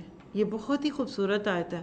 صحابہ کرام تو محمد مصطفیٰ صلی اللہ علیہ وسلم کے ساتھی تھے نا، پچھلے نبیوں کو بھی اللہ نے بڑے پیارے ساتھی دیے، اور آج بھی لکھ لیجئے قیامت تک کے لیے جو بندہ اخلاص کے ساتھ صحیح طریقے سے درست میتھڈالوجیز کو اختیار کر کے نبی صلی اللہ علیہ وسلم کے طریقوں کے مطابق دین کا کام کرے گا، اللہ اس کو مخلصین دے دے گا۔ لوگوں میں بہت خیر ہوتی ہے، وہ کچھ کرنا چاہتے ہیں لیکن کیا کریں یہ سب کو نہیں پتا ہوتا۔ دوسرے لفظوں میں کہہ لیجئے کہ لیڈرشپ کوالٹیز کم لوگوں میں ہوتی ہیں لیکن فالوورز وہ بہت اچھے ہوتے ہیں، تو اس کے لیے ہمیشہ کوشش کرنی چاہیے کہ اپنی نیت کو ٹھیک رکھیے۔ اللہ تعالیٰ نے یہاں یہ بتا دیا کہ کفار کا مشن مسلمانوں کو ایمان کی دولت سے محروم کرنا ہے۔ تم نے کیا کرنا ہے؟ کافر کو نہیں، کفر کو ختم کرنا ہے۔ ایک جملہ لکھنا چاہیں تو لکھ لیجئے کہ اسلام کی دشمنی کافر سے نہیں ہے، کفر سے ہے۔ جب کفر ختم ہو جاتا ہے تو وہی شخص آپ کا مسلمان بھائی بن جاتا ہے، بہن بن جاتا ہے۔ پھر آگے 149 سے 151 میں آپ کو ایک اور پیغام کیا ملتا ہے، یا ایھا الذین آمنوا ان تطیعوا الذین کفروا، اے ایمان والو اگر تم کفار کی باتیں مانو گے تو یہ تو تمہیں تمہارے دین سے پھیر دیں گے اور بالکل ہی خسارہ پانے والے بن جاؤ گے۔ بلکہ کیا ہے، بل اللہ مولاکم وہو خیر الناصرین، اللہ تمہارا مولا ہے اور وہ بہترین مدد کرنے والا ہے۔ اور اللہ نے اس آیت میں یہ بھی بتا دیا کہ کفار کے دل میں سچے مومنوں کا روب اللہ ڈال دیتا ہے، کیونکہ مشرک جو ہوتا ہے نا یہ بہت بزدل ہوتا ہے، جو اللہ سے ڈرے گا نا وہ بہت بہادر ہوگا۔ تو کیا پتہ چلا کہ ایمان باللہ تقویت قلب کا باعث ہے۔ آسان لفظوں میں بول دوں، جتنا آپ کا ایمان زیادہ ہوگا نا آپ کا دل اتنا مضبوط ہوگا، آپ چھوٹی سی چھوٹی بات پہ ہمت نہیں ہاریں گے۔ پھر ایک اور چیز جو پتہ چلتی ہے آگے 152 میں، وہ کیا ہے کہ نافرمانی کا نتیجہ ناکامی ہے۔ غزوہ احد میں ڈسپلن کو خراب کیا گیا، تھوڑی دیر کے لیے ہوا تو فتح شکست میں بدل گئی۔ تو اس سے پتہ چلتا ہے کہ اسلام آرگنائزڈ ریلیجن ہے، اسلام میں ہمیشہ ڈسپلن کو قائم رکھنے کی دعوت دی جاتی ہے۔ پھر اسی طرح 153 میں اللہ تعالیٰ نے کہا کہ تمہیں میں نے ایک تکلیف پہ دوسری پہنچائی، کیونکہ احد کی جنگ میں اتنا کچھ اکٹھا ہوا، مثلا نبی صلی اللہ علیہ وسلم زخمی ہو گئے، پھر وہ جیتی ہوئی فتح شکست میں بدلنے لگ گئی، تو فیل ہوا کہ مسلمان ڈپریس ہو جائیں گے۔ بعض دفعہ لوگ سٹریس میں چلے جاتے ہیں، ڈپریشن میں چلے جاتے ہیں، میرے پاس تو یہ بھی نہیں ہے، اللہ نے مجھے یہ کیوں نہیں دیا، میرا ایسی کیوں ہے نا۔ تو ایسے وقتوں میں بڑا ہی خوبصورت پیغام ہے ان آیات کا کہ غم نہ کرو، ٹھیک ہے تکلیف آ گئی تو رنج سے خوگر ہوا انسان تو مٹ جاتا ہے رنج، مشکلیں اتنی پڑی مجھ پہ کہ آسان ہو گئیں۔ شاید اسی آیت پہ یہ شعر ہے کہ جب ایک مشکل کے بعد دوسری مشکل آتی ہے تو پہلی آسان ہو جاتی ہے۔ ہمارے لیے سیکھنے کی باتیں کیا ہیں کہ لیڈرشپ یعنی قیادت پہ عدم اعتماد اور نافرمانی قوم کو شکست دوچار کرتی ہے۔ یعنی نبی صلی اللہ علیہ وسلم پر صحابہ کا ایمان بہت تھا، آپ ان کی بات پہ ٹرسٹ بہت کرتے تھے اس لیے کامیاب تھے، اور اس کا الٹ جو ہے وہ شکست کا ہوگا۔ جس کو اپنے لیڈر پہ یقین نہیں، دوسرے لفظوں میں کہ جو اولاد اپنے ماں باپ پہ اعتبار نہیں کرتی، جو شاگرد اپنے استاد پہ یقین نہیں کرتا، بتائیے کہ اس کو پھر فتح کیسے مل سکتی ہے۔ پھر دوسری بات یہ ہے کہ غم پر غم اس لیے دیا گیا تاکہ مسلمانوں کے اندر برداشت کی قوت پیدا ہو، عزم اور حوصلہ۔ کوئی ماں نہیں چاہتی اس کا بچہ گرے، لیکن آپ دیکھتے ہیں کہ بچے گرتے بھی ہیں، ان کو چوٹیں بھی لگتی ہیں، اس سے کیا ہوتا ہے ان کے جسم مضبوط ہو جاتے ہیں۔ پھر جب یہ قوت اور حوصلہ پیدا ہو جاتا ہے تو انسان کو پھر وہ جو چیز اس سے گم ہو جاتی ہے نا اس کے جانے کا غم نہیں رہتا، اور وہ کہتا ہے کوئی بات نہیں، آج چلی گئی چیز تو کل واپس آئے گی۔ پھر اسی طرح 154 سے کیا پتہ چلتا ہے، موت کا وقت ہی نہیں جگہ بھی مقرر ہے۔ گھروں میں بھی جو لوگ بیٹھے رہتے تو بھی موت آنی تھی۔ کمزور ایمان کے جو لوگ ہوتے ہیں نا، ضعیف الایمان لوگ، وہ ظاہری شکست کی وجہ سے دین پہ شک کرتے ہیں کہ اچھا جی اگر یہ سچے ہوتے تو یہ کیوں ہوتا، اگر یہ دین سچا تھا تو پھر یہ آج ایسا کیوں ہے، اور ظاہری فتح مل جائے تو کہتے ہیں ہاں ہاں یہ سچے لوگ ہیں۔ اللہ کہتا ہے ایسا نہیں، مشکل وقت میں ہر بندے کا جوہر کھلتا ہے یا اس کا ضمیر فاش ہو جاتا ہے۔ آج بھی آپ دیکھیے کہ زندگی کے اندر اپنا کوئی ایسا معاملہ یاد کیجئے جب آپ کسی مشکل میں پڑے، دوست دشمن کا فرق پتہ لگ گیا، اپنے بیگانے کا فرق پتہ چل جاتا ہے۔ اور اسی طرح سے 155 سے کیا پتہ چلتا ہے؟ بزدلی گناہوں کی وجہ سے پیدا ہوتی ہے۔ اللہ ہمیں بزدلی سے بچائے اور گناہوں سے بچائے۔ پھر آیت 156 سے 158 میں کیا پتہ چلا کہ موت تو آنی ہے۔ اللہ کی راہ میں ایمان والوں کے لیے مرنا، یعنی اللہ کی راہ میں موت آ جائے، ایمان والوں کے لیے یہ باعث رحمت بھی ہے اور مغفرت کا سبب ہے۔ اللہ کے رستے کی موت دنیا و ما فیہا سے بہتر ہے۔ اب دیکھیے کون چاہے گا کہ ہاسپٹلز پہ میں مرے، ایڑیاں رگڑ کے مرے، حادثوں میں مرے؟ موت تو آئے گی، تو موت اچھی آ جائے، اور سب سے اچھی موت کیا ہے؟ اللہ کے راستے کی موت، جو کہ ہر چیز سے بہتر ہے۔ اس میں آپ دیکھتے ہیں یا ایھا الذین آمنو کہہ کر اللہ نے دوبارہ پھر حوصلے بلند کیے کہ دیکھو تمہیں اس رستے میں جب نکلنا ہے تو تم اپنے آپ کو ابھی سے مضبوط کر لو کہ تمہیں تو ایک ایک قدم پہ اجر مل رہا ہے۔ دنیا کی دولت کمانا بھی مشکل ہے، اولاد کی تعلیم بھی مشکل ہے، کیا آسان ہے؟ آپ دیکھیے غلط کام کرنے لئے آرام سے کرتے ہیں، کئی دفعہ فلموں کو پکچرائز کرتے ہوئے پہاڑوں سے گر جاتے ہیں۔ آج بھی دنیا میں جس نے بھی کچھ پایا محنت سے پایا، اور او مسلمان تمہیں تو اللہ تعالیٰ وہ دے رہا ہے کہ جو دنیا اور آخرت میں سب سے خوبصورت چیز ہے۔ اور خیر مما یجمعون کا لفظ آیت 157 میں کیا دکھاتا ہے؟ دنیا کی ہر چیز کو ایک پلڑے میں ڈال لیجئے اور دوسرے میں دین ہو تو یہ اس سے بہتر ہے۔ یعنی جو چیزیں لوگ عموماً جمع کرتے ہیں ان سب سے بہتر چیز اللہ کے رستے کی جد و جہد ہے۔ آیت 159 سے نفس سلم کی طرف پیغام بات جاتی ہے، گویا کہ آپ کہہ لیں کہ میر کارواں کے لیے ہدایت نامہ ہے۔ غزوہ احد میں صحابہ کرام سے چونکہ ایک غلطی ہوئی، اجتہادی غلطی تھی، تو ڈر ہوا کہ کہیں اللہ کے نبی ان سے ناراض نہ ہو جائیں، شاید ان کو کسی بات میں آپ پیچھے نہ کر دیں، تو اللہ تعالیٰ نے بڑے پیار سے کہہ دیا فَبِمَا رَحْمَةٍ مِّنَ اللَّهِ لِنْتَ لَهُمْ، آپ بہت نرم ہیں۔ تو اللہ کے نبی کی خوبیاں ہیں، بلکہ میں ان آیات میں ایک ٹاپک دیتی ہوتی ہوں، اچھے لیڈرز کی خوبیاں۔ آپ کے لیے کہوں تو اچھی ماؤں کی خوبیاں، اچھے باپوں کی خوبیاں۔ آپ کسی بھی انسان کے ساتھ معاملہ کریں نا تو ان آیات کو اپنے لیے ایک آئینہ بنائیے، کیا میں سخت مزاج تو نہیں ہوں؟ یاد رکھیے جو سخت مزاجی کے ساتھ کام کرے گا نا، لوگ دین سے دور ہو جائیں گے۔ جو دین کی دعوت دینے والا سختی سے بات کرتا ہے، لوگوں کے اندر غصہ آتا ہے، ریزنٹمنٹ آتی ہے۔ نرم مزاجی سے لیجیے، اللہ کے نبی نے دلوں کو موہا تھا۔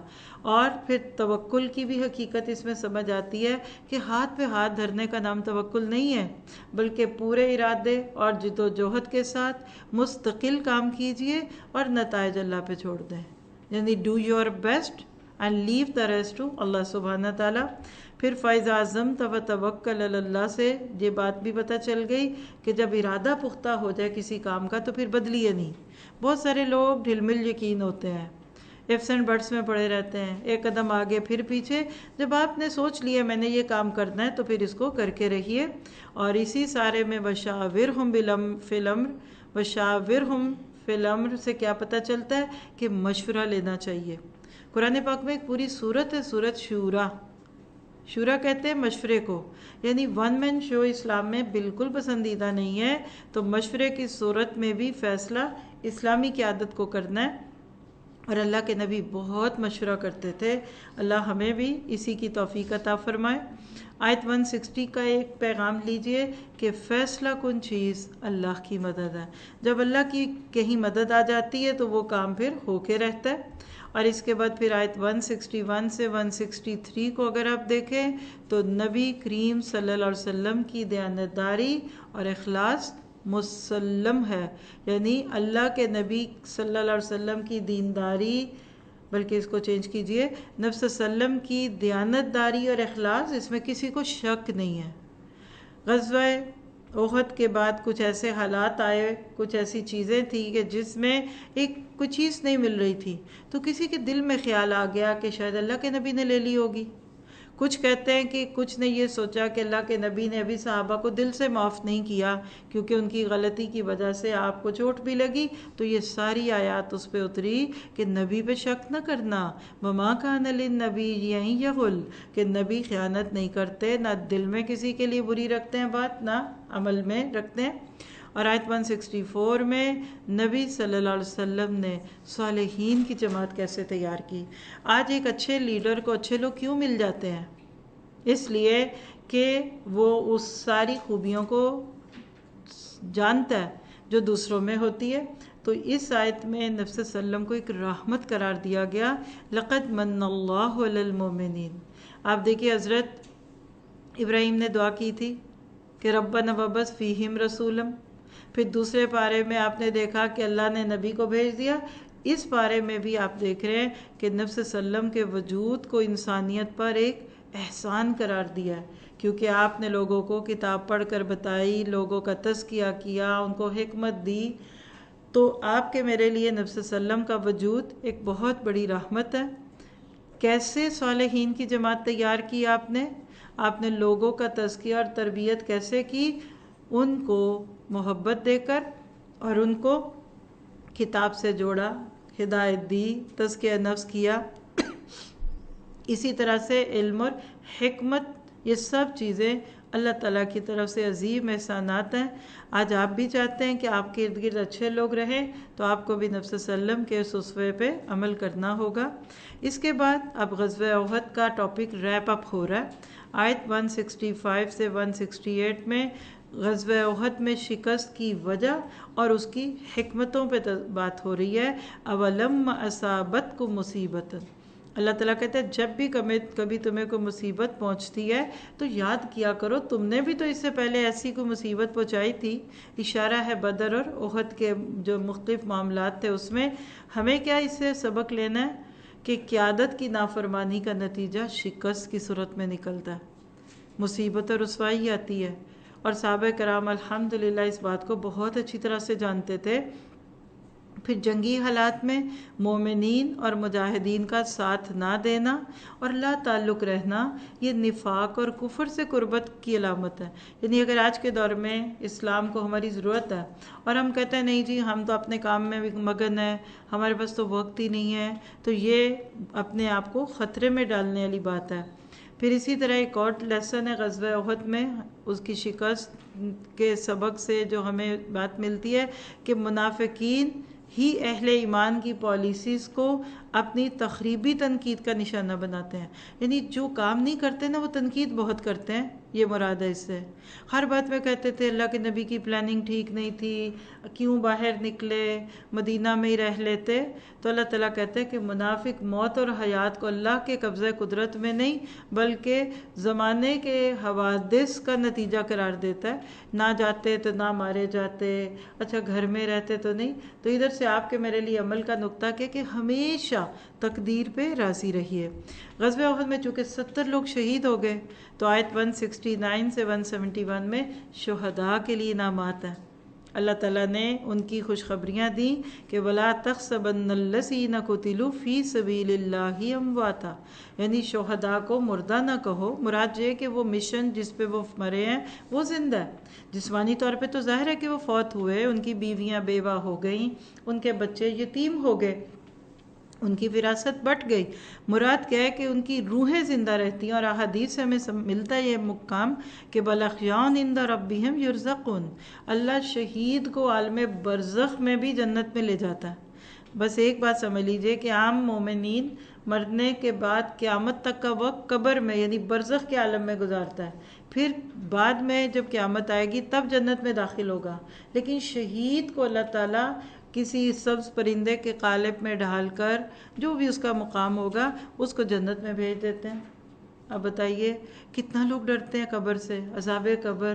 تو اللہ تعالیٰ ان ساری چیزوں سے بچا لیتا ہے جب ہم اس کے رستے میں کام آ جاتے ہیں۔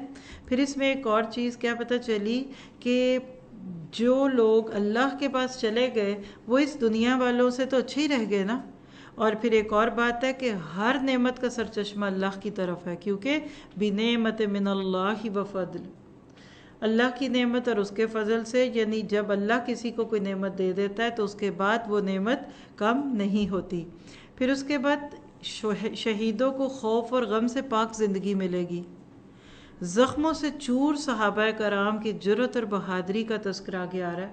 غزوہ احد ہو گئی، دشمن بھاگ گیا، اب مسلمان تو بہت ہی تکلیف میں تھے نا، دیکھیں نا، فتح ہو جائے تو انسان کامیابی کے نشے میں ہی تھکتا نہیں ہے۔ اب سارا دن لگا کر ایک دعوت تیار کرتی ہیں، تھکی ہوئی ہیں جو بھی ہے، لیکن دعوت بہت اچھی رہی، مہمان بہت خوش گئے، کھانا بہت اچھا تھا، آپ کو بھی خوشی ملی، تو رات کو ایک سینس آف اچیومنٹ ہوتا ہے نا۔ لیکن خدا نہ خواستہ محنت بھی ہو اور نتائج اچھے نہ نکلیں تو انسان ٹوٹ جاتا ہے۔ احد کی جنگ بالکل ایسی ہی جنگ تھی، اور جب جنگ ختم ہوئی دشمن بھاگ گیا۔ اللہ کے نبی صلی اللہ علیہ وسلم کے دل میں خیال آیا کہ کہیں واپس نہ آ جائیں، ابو سفیان اپنے قافلے کو لے کر واپس نہ آئے، یعنی بدر کے بعد، یعنی اس کے اندر کئی واقعات آتے ہیں۔ اگر آپ آیت 172 سے 175 کی تفسیر پڑھیں نا تفاسیر میں، تو ایک تو حمراء الاسد کا واقعہ اس میں آتا ہے، بعد اس میں بدر صغریٰ کہتے ہیں، لیکن آپ کے میرے لیے جو اس میں بات ہے وہ کیا ہے کہ مسلمان صحابہ کے جذبے بہت پکے تھے۔ اللہ کے نبی نے کہا کہ ہم واپس جائیں گے دشمن کا پیچھا کرنے، سب چل پڑے۔ ہمارے خدا نخواستہ کوئی ایک فوت ہو جائے، ہمارے تو مہینوں تک اس کا سوگ منایا جاتا ہے۔ تھکن بھی تھی، تکلیف بھی تھی، زخمی بھی تھے، سب کچھ تھا گھروں میں، لیکن الذین استجابوا للہ والرسول اذ من بعد ما اصابہم الکرح، ذرا اپنے اوپر لیجئے۔ ہمیں مولوی صاحب ایک سپارہ پڑھانے کے بعد کہیں کہ چلے ذرا آج کی تراویح میں اگلا بھی سپارہ پڑھ لیں، تو کتنے بیٹھے رہتے ہیں؟ چلے آج ہم اس پارے کے بعد اگلا بھی شروع کر لیتے ہیں، تو کتنے بیٹھے رہیں گے؟ ہم تو ایک دو منٹ آگے پیچھے ہونے سے بے چین ہونے لگتے ہیں۔ صحابہ زخموں میں ہے، چور ہے، تکلیف میں، اللہ کے نبی نے کہا ابھی نہیں، ہتھیار اٹھانے چلو چلتے ہیں، سب نے پیچھا کیا لشکر کا۔ اور یہ غزوہ بدر کے بعد کا واقعہ زیادہ صحیح روایت سے ملتا ہے۔ اور ابو سفیان واقعی وہاں جا کر سوچا کہ ہم واپس ذرا حملہ نہ کریں۔ پھر کچھ ایسا معاملہ ہوا کہ اس نے کسی شخص کے ذریعے جھوٹی خبر پھیلوائی کہ مسلمانوں کو ڈرانے کے لیے کہ ابو سفیان بہت بڑا قافلہ لے کر آ رہے ہیں، اور مسلمانوں نے کیا کہا؟ حسبنا اللہ و نعم الوکیل۔ اللہ نے ان کے جملے لکھ دیے کہ وہ ان کے حوصلے نہیں ٹوٹے، فانقلبوا بنعمت من اللہ و فضل، اللہ نے ان کو نعمتیں بھی دے دی۔ یعنی صحابہ کے حوصلے نہیں ٹوٹتے تھے، انہوں نے وہاں جانے تک پوری ثابت قدمی دکھائی، دشمن کو حملہ کرنے کا موقع ہی نہیں ملا، وہ چلا گیا اور سارا مال غنیمت مسلمانوں کو ملا۔ کیا پتہ چلا کہ باطل اکثریت کی مادی طاقت اور دھمکیوں سے متقی مسلمان مرعوب نہیں ہوتے، بلکہ ان کے ایمان میں اضافہ ہوتا ہے۔ زخموں سے چور صحابہ کرام کی جرأت اور بہادری کا تذکرہ ہے۔ کیا پتہ چلا کہ آج اگر ہم مسلمان گھر بیٹھے کسی کے F-16 سے ڈریں، فلاں نے یہ نیوکلر بم بنا لیا، آج بھی آپ دیکھیے کہ ہر دور میں غیر اسلام کے پاس ہی زیادہ اسلحہ ہوتا ہے، تو مسلمانوں کو ڈرنے کی ضرورت نہیں، اس میں یہ پیغام ہے۔ پھر اسی طرح وقالوا حسبنا اللہ و نعم الوکیل، اس سے کیا پتہ چلتا کہ اللہ تعالیٰ کی طرف سے اہل ایمان کی مکمل اور بہترین سرپرستی پر مومنین کو یقین ہے، یعنی ہمارا اللہ ہمیں تنہا نہیں چھوڑے گا، ہم جو بھی کر رہے ہیں اللہ اس کو جانتا ہے۔ تو یہ حمراء الاسد جنگ کی طرف اشارہ کر کے کیا بتایا؟ کبھی کبھی محنت کے بغیر بھی بندے کو مال مل جاتا ہے۔ ادھر کچھ نہیں کیا، کوئی جنگ نہیں ہوئی، دشمن آیا بھی نہیں، لیکن مال غنیمت بہت سارا مل گیا۔ تو اس جنگ میں بلا مشقت کامیابی کا راز کیا تھا کہ اس دفعہ سب مخلصین تھے، غیر مخلص پیچھے بیٹھے رہے، لو جی ابھی تو ایک جنگ نہیں ختم ہوئی تو ہم کیوں جائیں؟ دیکھیے کیسی تربیت کرتا ہے قرآن۔ آپ انصار اللہ، آپ کو ایک ٹارگٹ سے اگلا ٹارگٹ ملا، اب کون جائے گا؟ جو بڑے پکے ایمان والا ہوگا، وہ کہے گا میں ابھی اچھا بھی پڑھ لیا، چلے اب ہم اگلی جگہ بھی اٹھ کے چلتے ہیں، اچھا گھر جا کے بھی کیا کرنا ہے، اچھا سونا ہی ہے نا، اچھا تو کوئی نہیں۔ تو اب دیکھیے کہ دوسری دفعہ جو کام ہوتا ہے نا وہ بڑے ایمان سے ہوتا ہے۔ اللہ نے اس کے لکھا اچھا تم آئے تھے، اب تم سے کام نہیں کرانا، تمہیں ہم نے صرف چیزیں بانٹنی ہیں۔ یہ بڑا خوبصورت نقطہ، اللہ کرے کہ ہم دین کا یہ مزاج سمجھیں اس پہ آگے پھر دیکھیے تھوڑی صورت آگے بڑھتی ہے. 176 سے 178 میں کفار کا برا انجام بتایا جا رہا ہے. وَلَا يَحْزُنْكَ الَّذِينَ يُسَارِعُونَ فِي الْخَيْرَاتِ. کیا پتہ چلا کہ یہ جو دوڑ دھوپ کرتے ہیں نا کفر میں، آپ نہ غم زدہ ہوا کریں. نان مسلم نے یہ کر دیا، ویپنز بنا لیے، یہ کر دیا، ایٹامک وار ہو جائے گی. لَن يَضُرُّ اللَّهَ شَيْئًا. یہ اللہ کا کچھ نہیں بگاڑ سکتے. کیا پتہ چلا؟ وَلَا يَحْسَبَنَّ الَّذِينَ كَفَرُوا أَنَّمَا نُمْلِي لَهُمْ خَيْرًا لِأَنفُسِهِمْ. کافر لوگ ہماری دی ہوئی مہلت کو اپنے حق میں بہتر نہ سمجھیں، یہ تو اللہ کی طرف سے سزا ہے. یعنی اللہ تعالیٰ ان کے گناہوں کی لسٹ کو لمبا کرنا چاہتے ہیں، اس لیے ان کو یہ موقع دے رہا ہے کہ تم اور بھی مسلمانوں کے خلاف ہو جاؤ، کر لو، اللہ تعالیٰ ان کے ساتھ ہے. پھر آگے 179 سے پیغام کیا ملتا ہے کہ آزمائش مومن اور کافر کو الگ کر دیتی ہے. ما کان اللہ لیذر المؤمنین. اللہ مومنوں کا ساتھ نہیں چھوڑتا. اللہ آزمائشوں کی بھٹی میں مسلمانوں کو ڈالتا ہے تاکہ ان کے دوست واضح اور دشمن ذلیل ہو جائیں، صابر منافق سے الگ ہو جائیں.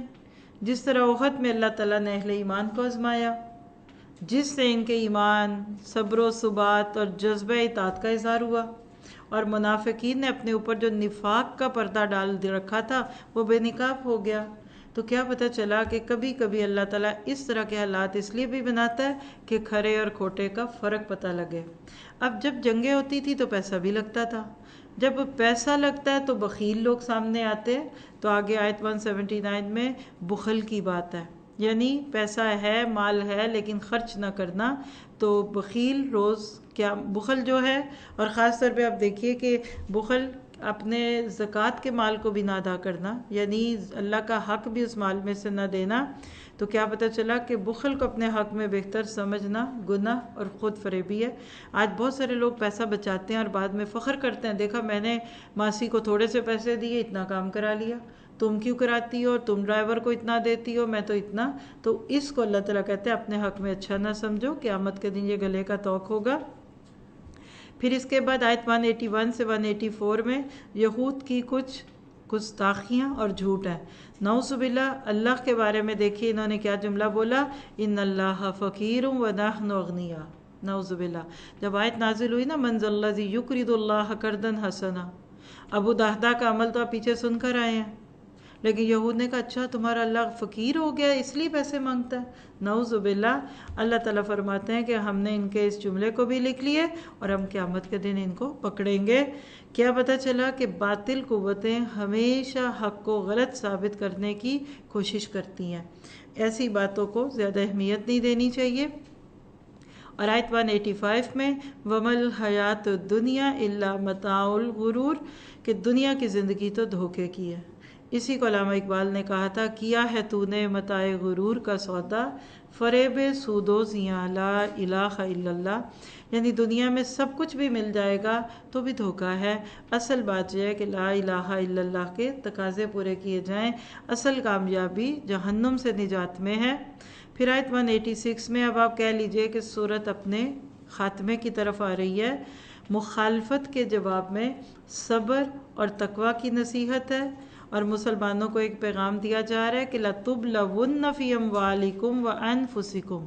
تمہیں ضرور آزمائشیں آئیں گی، کبھی مالی معاملات میں آئیں گی، کبھی جانی مالوں میں آئیں گی.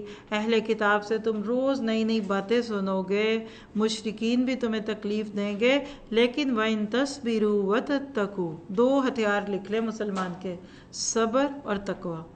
صبر کیا ہے؟ Don't be reactionary. اور تقوی کیا ہے کہ اپنے دین کو اور مضبوطی سے پکڑ لو. فَإِنَّ ذَلِكَ مِنْ عَزْمِ الْأُمُورِ. یہ بہت ہی عزم اور بہت بڑے کام ہیں. اللہ ہمیں اس کی توفیق عطا فرمائے. پھر آیت 187 کا میسج لکھیے اہل کتاب کی اللہ تعالیٰ کی کتاب سے بے وفائی، یعنی انہوں نے اپنی کتابوں کو چھپایا تھا. اللہ نے تو کیا کہا تھا کہ تم لَتُبَيِّنُنَّهُ لِلنَّاسِ، اپنی کتابوں کو عام کرو گے، وَلَا تَكْتُمُونَهُ، اور چھپاؤ گے نہیں. افسوس کی بات ہے آج امت مسلمہ نے بھی اس کتاب کو اتنا عام نہیں کیا جتنا کرنے کی ضرورت تھی. اللہ تعالیٰ آپ سے مجھ سے یہ خدمت لے لے. پھر آیت 188 سے 189 تعریف اور تحسین کی خواہش عذاب سے دوچار کرے گی. یعنی کچھ لوگ ہیں کرتے دھرتے کچھ نہیں لیکن چاہتے ہیں کہ تعریفیں بڑی ہوں.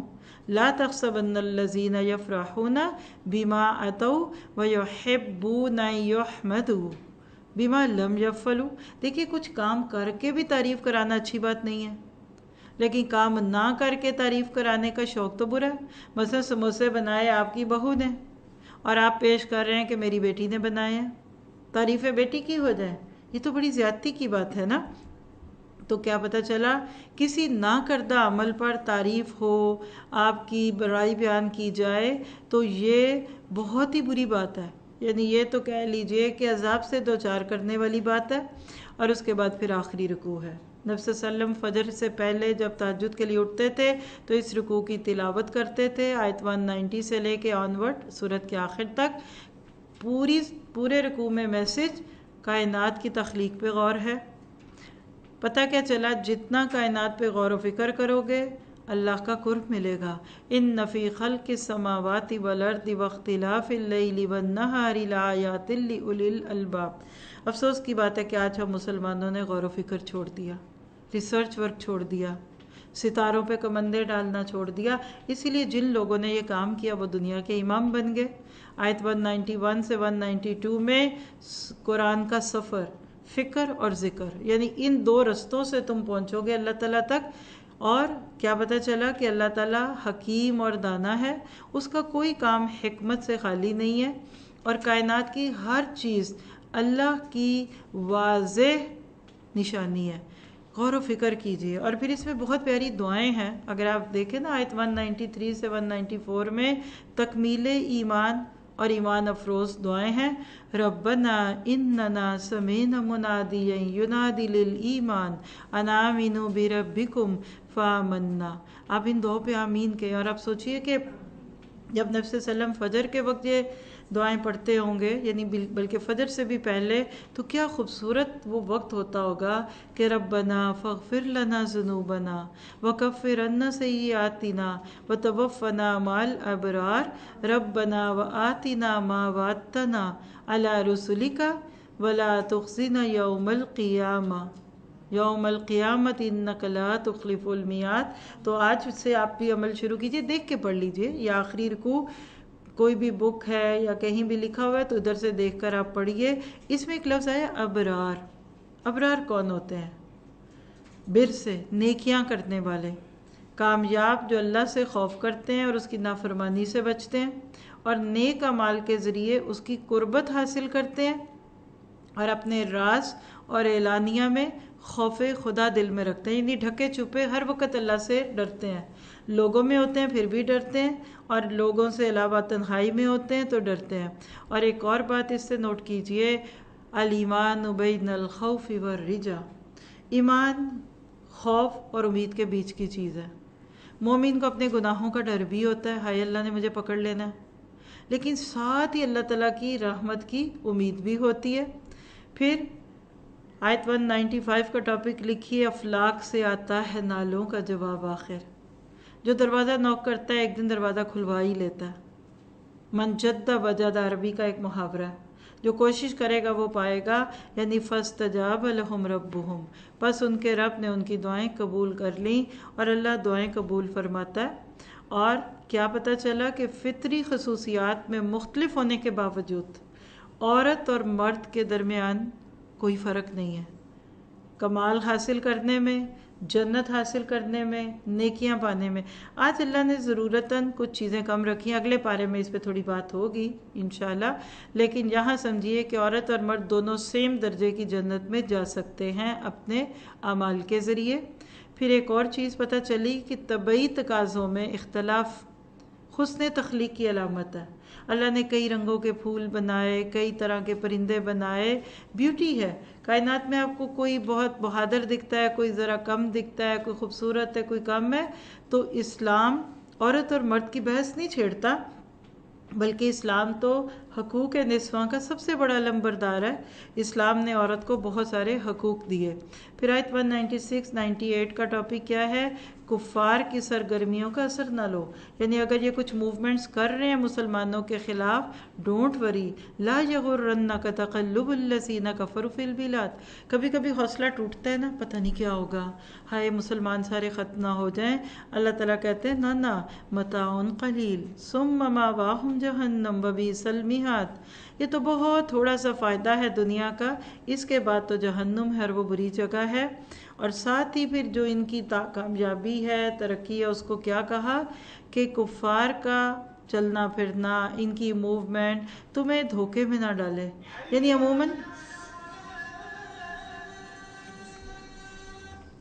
عموماً دیکھا گیا کہ دنیا میں غیر مومنوں کے پاس دنیا کی دولت مال زیادہ ہوتا ہے، تو اللہ کہتے ہیں فکر نہیں کرو، اس سے یہ نہ سوچو کہ اللہ ان سے راضی ہے.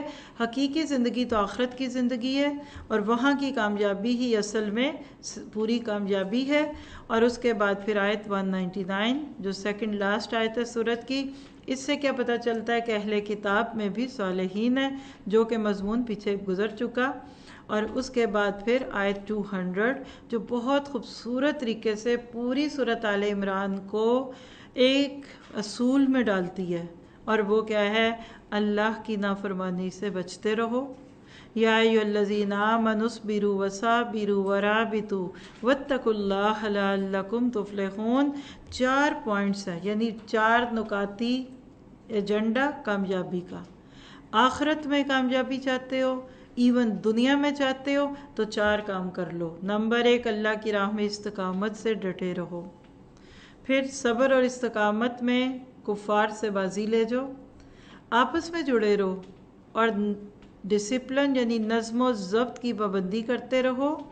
اور اسلامی معاشرے کے افراد دشمن کے مقابلے میں سیسا پلائی دیوار کی طرح آپس میں ایسے جڑے ہوئے ہوں جیسے ایک دیوار ہوتی ہے، مربوط ہوں، ثابت قدم ہوں، صابر ہوں اور متحمل ہوں.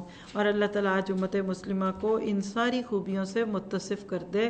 تو یہاں پہ ایک بڑی خوبصورت صورت پوری ہوئی. اس کے بعد کچھ حصہ صرف فیو آیات ہیں اس پارے کے اینڈ پہ صورت نساء سے متعلق. پہلی 1 سے 23 تک آیتیں ہیں. صورت نساء کیا ہے؟ ترتیب میں دیکھیے تو نمبر 4 سورہ، 176 176 آیات ہیں. قرآن پاک کو زینت دینے والی صورت مبارک ہے.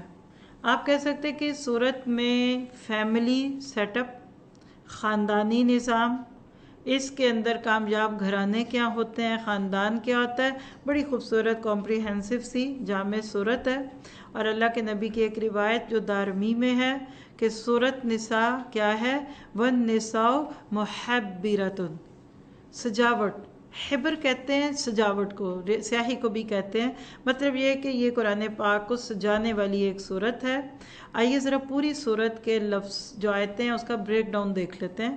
آئی ہوپ کہ آپ کو اس سے فائدہ ہوتا ہوگا تاکہ آپ کا ذہن نیویگیٹ کرے ان چیزوں کو. تو 1 سے 43 یعنی شروع کی 43 آیات جو ہیں یہ اسلام کی معاشرتی ہدایات، جن کا ہدف کیا ہے؟ معاشرے کے ہر فرد کا مال، جان اور آبرو کا تحفظ اور احترام. یعنی آپ کہہ سکتے ہیں کہ پہلی 43 آیات کسی بھی معاشرے کے لوگوں کی جان، مال، عزت کی حفاظت سے متعلق ہے. پھر آیت 44 سے 57 تک میں یہود کے جرائم کا بیان ہے. ہر جگہ یہ سیاست کیوں چل رہا ہے؟ تاکہ تم وہ کام نہ کرنا جو پچھلی قوموں نے کیے تھے. پھر آیت نمبر آپ دیکھتے ہیں کہ جب آیت نمبر 48 سے 149 جو ایک طویل حصہ ہے، اس میں اہل ایمان سے خطاب ہے. کیا پتہ چلا کہ جو کچھ بھی تم پڑھ رہے ہو، جو کچھ تمہارے ارد گرد ہو رہا ہے، اس کو اپنے عمل کے لیے رکھو. اور پھر اس میں آپ دیکھیں گے کہ منافقین کی 3 کمزوریوں کی مذمت ہے. نمبر 1، اللہ کے نبی کی اطاعت نہیں کرتے تھے، ہجرت سے پہلو تہی تھی، اور اللہ کی راہ میں جنگ سے فرار ہے. یعنی آپ اور میں اپنے لیے اس کو سمجھ سکتے ہیں کہ اگر میں اللہ کے نبی کی اطاعت نہیں کرتی، ہجرت مجھے بری لگتی ہے، اور اللہ کی راہ میں اگر کوئی مشکل آ جائے، کوئی حالات بن جائے تو اس سے میں بھاگتی ہوں، تو یہ نفاق کی علامت ہے. پھر اس کے بعد آیت 176 تک، 150 سے لے کے 176 میں اہل کتاب کے اس کو یعنی 150 سے 176 میں اہل کتاب کے جرائم اور اہل ایمان کے لیے کچھ ہدایات ہیں. تو کیا پتہ چلا کہ بہت ہی سوشل صورت ہے جو آپ کو کسی بھی معاشرے میں جینے مرنے کے طریقے سکھاتی ہے. آئیے دیکھتے ہیں کیسے. آیت نمبر 1 ٹاپک لکھیے مساوات انسانی کی اساسات، یعنی وہ بنیادیں، وہ فاؤنڈیشن جس پہ کسی بھی سوسائٹی میں انسانوں میں مساوات ہوتی ہے. اور دلچسپ بات یہ ہے کہ یہ آیت نبی صلی اللہ علیہ وسلم خطبہ نکاح میں پڑھتے تھے. یا ایھا الناس اتقوا ربکم، اے لوگو اپنے رب سے ڈرو. اب دیکھیے لفظ اتقوا آیا اور دوبارہ واتقوا اللہ الذی تساءلون بہ والارحام ہے. 2 دفعہ تقوی کا لفظ ہے اس میں. کیا؟ ایک تقوی اللہ سے معاملات میں اور ایک تقوی بندوں سے معاملات میں. کوئی گھر نہیں بچ سکتا، کوئی معاشرہ نہیں بچ سکتا جہاں اللہ کا خوف نہ ہو. تو کیا پتہ چلا؟ قدیم جاہلیت نے عورت سے اس کی انسانیت، جبکہ جدید جاہلیت نے عورت سے اس کی نسوانیت سلب کر دی. آج ایکویلٹی اور آزادی کے نام پہ عورت کو عورت نہیں رکھا بلکہ وہ بیچاری ایک مرد بن گئی. دور سے بہت چمکتا ہے لیکن ویسٹ کی عورت بڑی مظلوم ہے. بیچاری باہر کی بھی ذمہ داریاں ادا کرتی ہے اور گھر کی بھی ادا کرتی ہے. پھر آیت نمبر 2 کا ٹاپک ہے یتیم کے مال کی حفاظت کرو. غزوہ احد میں بہت سارے صحابہ جو شہید ہوئے تو ان کے بچے جو یتیم ہوئے ان کے حقوق کی یہاں بات ہے کہ ان کو مال بھی دو اور پاک چیز دو اور ان کی چیزوں کو مس یوز نہ کرو. اور یتیم جب بالغ اور باشعور ہو جائیں تو ان کا مال ان کے سپرد کر دو. اور خبیث سے یہاں گھٹیا چیزیں اور طیب سے عمدہ چیزیں مراد ہے. یعنی ایسا نہ ہو کہ ان کے مال کی اچھی اچھی چیزیں تم لے لو اور گنتی پوری کرنے کے لیے گھٹیا چیزیں ان کو دے دو. اور اس کے بعد پھر آیت 3 سے 4 میں بیویوں کے حقوق ہے، جس میں عام حالات میں تو ایک ہی بیوی، لیکن وہ کون سی؟ فَانكِحُوا مَا طَابَ لَكُم مِّنَ النِّسَاءِ، یعنی جس عورت سے شادی کی جا رہی ہے اس کے لیے دل میں اچھے جذبات ہونے یہ ایک کامیاب شادی کی علامت ہے. اس پہ انشاءاللہ اگلے پارے میں مزید تھوڑی سی بات ہوگی. اور یہاں پھر تعدد ازواج، ایک سے زائد شادیاں کرنے کی جو بات ہے وہ قرآن کی اس ایک آیت پہ ہے. اللہ نے آئلی مسائل کا بہترین حل پیش کیا کہ کسی سوسائٹی میں عموماً عورتیں مردوں سے زیادہ ہوتی ہیں. تو اگر ایک مرد عدل اور انصاف کرتے ہوئے ایک سے زیادہ شادیاں کرتا ہے تو اس میں کوئی بری بات نہیں. لیکن ہمارے کلچر میں تو اس موضوع کو بالکل ہی پسند نہیں کرتے. تو بہتر ہے کہ آپ اس کی ڈیٹیل تفسیر سنیں تاکہ آپ کو یہ پتہ چلے کہ ہر چیز کو پیش کرتے وقت اس کے حالات اور واقعات کو نظر میں رکھا جائے گا. پھر اسی طرح 3 to 4 میں بیویوں کے حقوق ہے جس میں حق مہر ہے. ازدواجی زندگی میں مہر، حق مہر کے مہر محبت مہربانی مرد کی طرف سے ایک ٹوکن آف لو ہے. یہ عورت کی قیمت نہیں ہے، عورت کی شخصیت اور وقار اور اس کو عزت دینے کی ایک چیز ہے. اسلام نہ تو مرد کو ظلم کا حق دیتا ہے اور نہ عورت کو، بلکہ دونوں کو ایک دوسرے کے حق ادا کرنے کی دعوت دی جاتی ہے. پھر آیت 5 to 6 میں دوبارہ یتیموں کو ان کے مال لوٹانے کے بارے میں کچھ ہدایات مل رہی ہیں. یعنی کہ یہ نہ کرو کہ ان کے مال کو تم جلدی سے ان کو دے دو اور وہ ضائع کر دیں. وَلَا تُؤْتُوا السُّفَهَاءَ میں پتہ کیا چلا کہ مال اللہ کی ایک نعمت ہے، اس کو ضائع نہیں کرنا چاہیے. اور ملکیت کے بارے میں اسلامی تصور بھی دے دیا گیا آیت 5 to 6 میں کہ حقیقی مالک مال کا اللہ ہے. اللہ کی طرف سے مال معاشرے کے سپرد ہوتا ہے اور معاشرہ اہلیت کی بنیاد پر یہ مال افراد کے حوالے کرتا ہے. اور اللہ کے نبی کی اس میں ایک بڑی خوبصورت حدیث ہے جو آپ نے ابو ذر کو نصیحت کی تھی کہ ابو ذر میں تمہیں کمزور سمجھتا ہوں، میں جو اپنے لیے پسند کرتا ہوں وہی تمہارے لیے پسند کرتا ہوں.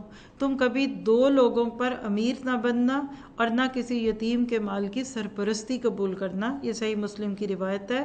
کیا پتہ چلا کہ جس کو ذرا سا بھی ڈر ہوتا ہے نا کہ میں انصاف نہیں کر سکوں گا تو اس کو منی میٹرز میں نہیں آنا چاہیے. پھر آیت 7 to 8 وراثت کی تقسیم کے حوالے سے ہدایات. قرآن کتنا خوبصورت حل دیتا ہے. آپ دیکھیں گے کہ لِلرِّجَالِ نَصِیبٌ سے بات شروع کر کے صرف 2-3 آیات میں سب کے حق دے دیے. اس کو علم الفرائض کہتے ہیں. ضرور اس کو سیکھیے کیونکہ میراث صرف مردوں کا حق نہیں بلکہ عورتوں کا بھی ہے. دور جاہلیت میں عورتوں کو حقوق نہیں ملتے تھے، میراث کم ہو یا زیادہ تقسیم ہوگی۔ مال متروکہ تھوڑا ہونے کی وجہ سے یہ کوئی جواز نہیں کہ اسے تقسیم نہیں کرنا، اچھا سارا ایک ہی بیٹے کو دے دو، بہنوں کو دے دو۔ تو اس کو بھی سنیے، اور یہ بہت ہی اہم ٹاپک ہے کیونکہ ہم سب نے مرنا ہے۔ کبھی کبھی غلط وصیت کی وجہ سے انسان اپنے مال کو ضائع کرتا ہے۔ پھر آیت 9 سے 10 میں یتیم کا مال ناحق کھانے والے، ہم ویٹ کر لیتے ہیں، آپ بھی اذان سن لیجئے۔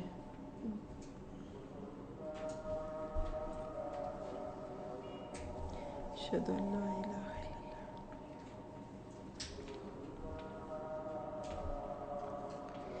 اشہد ان لا الہ الا اللہ،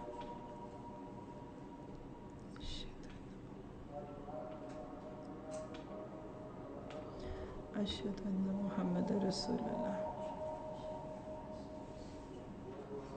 اشہد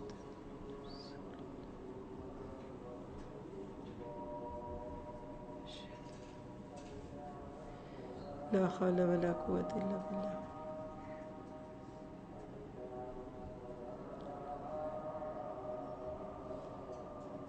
لا حول ولا قوة الا باللہ۔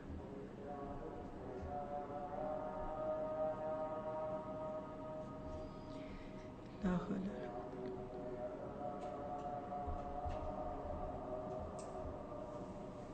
لا حول ولا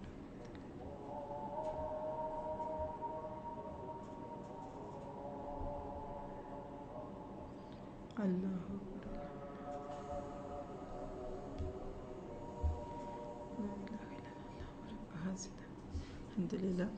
جی تو آیت 9 سے 10 سے کیا پتہ چلا کہ یتیم کا مال ناحق کھانے والے اپنے پیٹ میں آگ بھر رہے ہیں۔ وَلْيَخْشَ الَّذِينَ لَوْ تَرَكُوا مِنْ خَلْفِهِمْ ذُرِّيَّةً، اس سے پتہ چلتا ہے کہ کسی کے بچوں کا حق کھاتے ہوئے سوچ لو کہ اگر اس کی جگہ تم مر جاتے اور تمہارے بچوں کا کوئی مال کھاتا تو تمہیں کیسا لگتا۔ پھر اس کے بعد آیت نمبر 11 میں اولاد اور والدین کا میراث میں کیا حصہ ہے وہ بتایا گیا، یعنی اگر میت کی اولاد میں لڑکے اور لڑکیاں دونوں ہوں، جو کہ ایک عمومی صورت میں ہوتا ہے، تو لڑکوں کو 2 حصے اور لڑکیوں کو 1 حصہ ملے گا۔ اولاد ہونے کی صورت میں ماں باپ میں سے ہر ایک کو کل ترکے کا 6واں حصہ ملے گا، اور مرنے والے کی اولاد میں اگر 2 سے زائد لڑکیاں ہوں تو ان کو کل ترکے کا 2/3 حصہ ملے گا۔ یعنی آپ دیکھیں صرف اس ایک آیت میں بچوں کے بھی حصے مل گئے اور ماں باپ کے۔ اور آیت نمبر 12 میں شوہر کی وفات کی صورت میں بیوی کو، اور بیوی کی وفات کی صورت میں شوہر کو، اور اسی طرح کلالہ صورت میں یعنی جب کہ اولاد میں بیٹے یا ماں باپ بھی نہ ہوں تو پھر بھائی بہنوں کا حصہ صرف ایک آیت میں ہے، وَلَكُمْ نِصْفُ مَا تَرَكَ أَزْوَاجُكُمْ۔ بس میں یہ کہنا چاہوں گی اس پہ کہ اسلام سے زیادہ میتھمیٹیکل ریلیجن کوئی نہیں ہوگا۔ بالکل گن گن کے ہر حق والے کو حق دیا، اور اس موضوع کے اینڈ پہ آئے 13-14 میں کیا کہا کہ اللہ کی حدوں کی اہمیت، یعنی حدود اللہ کی اہمیت پہچانو، اس لیے کہ تلک حدود اللہ، تلک حدود اللہ، یہ اللہ کی مقرر کردہ حدیں، یعنی وراثت کے مال کی بانٹ میں کمی بیشی نہ کرو، اس میں دخل اندازی نہ کرو۔ کئی دفعہ لوگ کہتے ہیں جی ہم نے نہیں لینا، ہم تو بھائیوں کو دے رہے ہیں۔ آپ لے لیجئے، اس کے بعد جس کو مرضی دیجئے، کیونکہ جو اللہ نے حق دیا آپ اس سے پیچھے نہیں ہوتے۔ اس کے بعد موضوع بالکل بدل رہا ہے، بالکل سورت کے اینڈ پہ، بلکہ یہی ٹاپک پھر اگلے پارے میں بھی چلے گا۔ آیت 15-16 کا ٹاپک ہے بدکاری کی سزا۔ اس میں زنا بھی ہے، اس میں ہوموسیکشولیٹی بھی ہے، اس میں لیسبینزم اور گےازم سب کچھ آتا ہے، اور یہ ابتدائی دور کی سزا تھی۔ اللہ تعالیٰ نے اس میں پھر توبہ کی دعوت دی کہ فَإِن تَابَا وَأَصْلَحَا، پھر اگر وہ دونوں توبہ کر لیں اور اپنی اصلاح کر لیں تو ان کا پیچھا چھوڑ دو، بے شک اللہ بہت توبہ قبول کرنے والا اور رحم کرنے والا ہے۔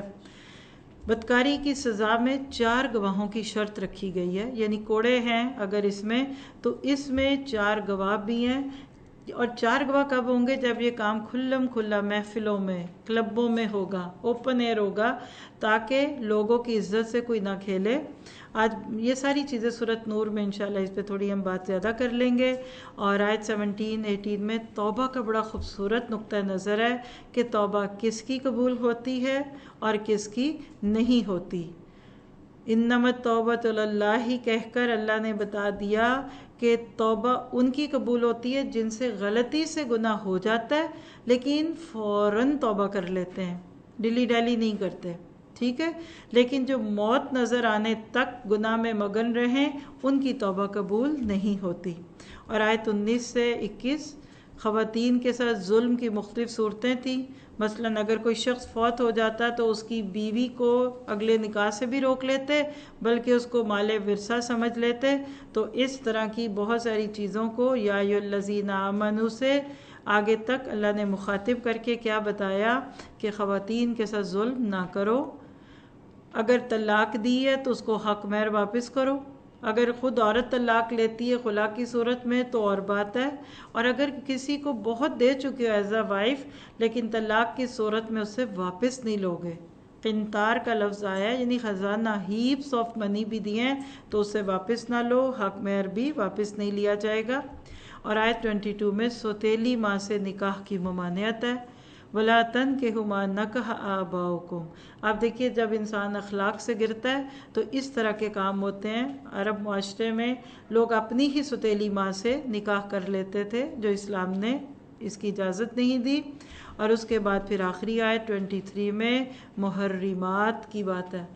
حرمت سے لے کے رحیم تک اللہ نے ایک لمبی لسٹ دے دی، ماں، بہن، بیٹی، پھپھی، خالہ، بھانجیاں، بھتیجیاں، سوتیلی بیٹیاں، سوتیلی بہنیں رضاعت سے یعنی رضائی بہنیں، رضائی مائیں، اور اپنی ہی بیٹیاں سوتیلی یعنی بیوی کی پہلی جو اولاد ہے، ان سب سے کسی مرد کا نکاح نہیں ہو سکتا۔ اور پھر ایک مرد کے نکاح میں 2 بہنوں کا رہنا ادھر سے پتہ چلتا ہے، اور حدیث سے پتہ چلتا ہے کہ پھوپھی بھتیجی اور خالہ بھانجی بھی ایک مرد کے نکاح میں نہیں رہتی۔ یہ کیوں کیا؟ اس لیے کیا کہ گھر کے اندر کا ماحول اچھا رہے۔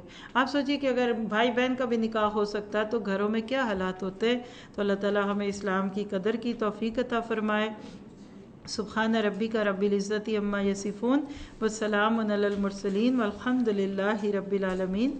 آج شام کو ایک پروگرام ہے اسی رباط میں، آپ دیکھ لیجئے، فلائر آپ کے ساتھ شیئر کیا جا رہا ہے، نیچے بھی یقیناً اس کا کوئی نہ کوئی میسیج لگا ہوگا، تو آپ خود بھی آئیے اور اپنے بچوں کو بھی بھیجیں، اور اگر آپ اس کی سلائیڈ کی پکچر لے کر اپنے واٹس ایپ کے تھرو دوسروں کو بھیجنا چاہیں، جو کراچی کے کانٹیکٹس ہیں اس کو آپ لوگ بھی بھیج دیجئے نور القرآن کے، تو جو بھی فائدہ اٹھائے۔ اس میں زکوٰۃ کے موضوع پہ بات ہوگی۔ یہ کسی بردر کا ہے، بردر کاشف، اور ان کے ساتھ کوئی اور ایک بردر ہے فراز الحق، تو آپ لوگ ان کو بھیجیے، ٹھیک ہے۔ اس جگہ مجھے یہ بھی پتہ چلا ہے کہ مغرب سے پہلے یعنی دورہ قرآن بھی ہوتا ہے ڈیلی، کوئی بردر کرتے ہیں، شاید 4:30 سے لے کے 6 تک ہے، تو جو جدھر سے فائدہ اٹھا سکے، خاص طور پہ آج سنڈے ہے تو آپ لوگ فائدہ اٹھائیے، کیا پتہ کہ آپ کے کہنے سے کسی کا فائدہ ہو جائے۔ السلام علیکم ورحمۃ اللہ وبرکاتہ۔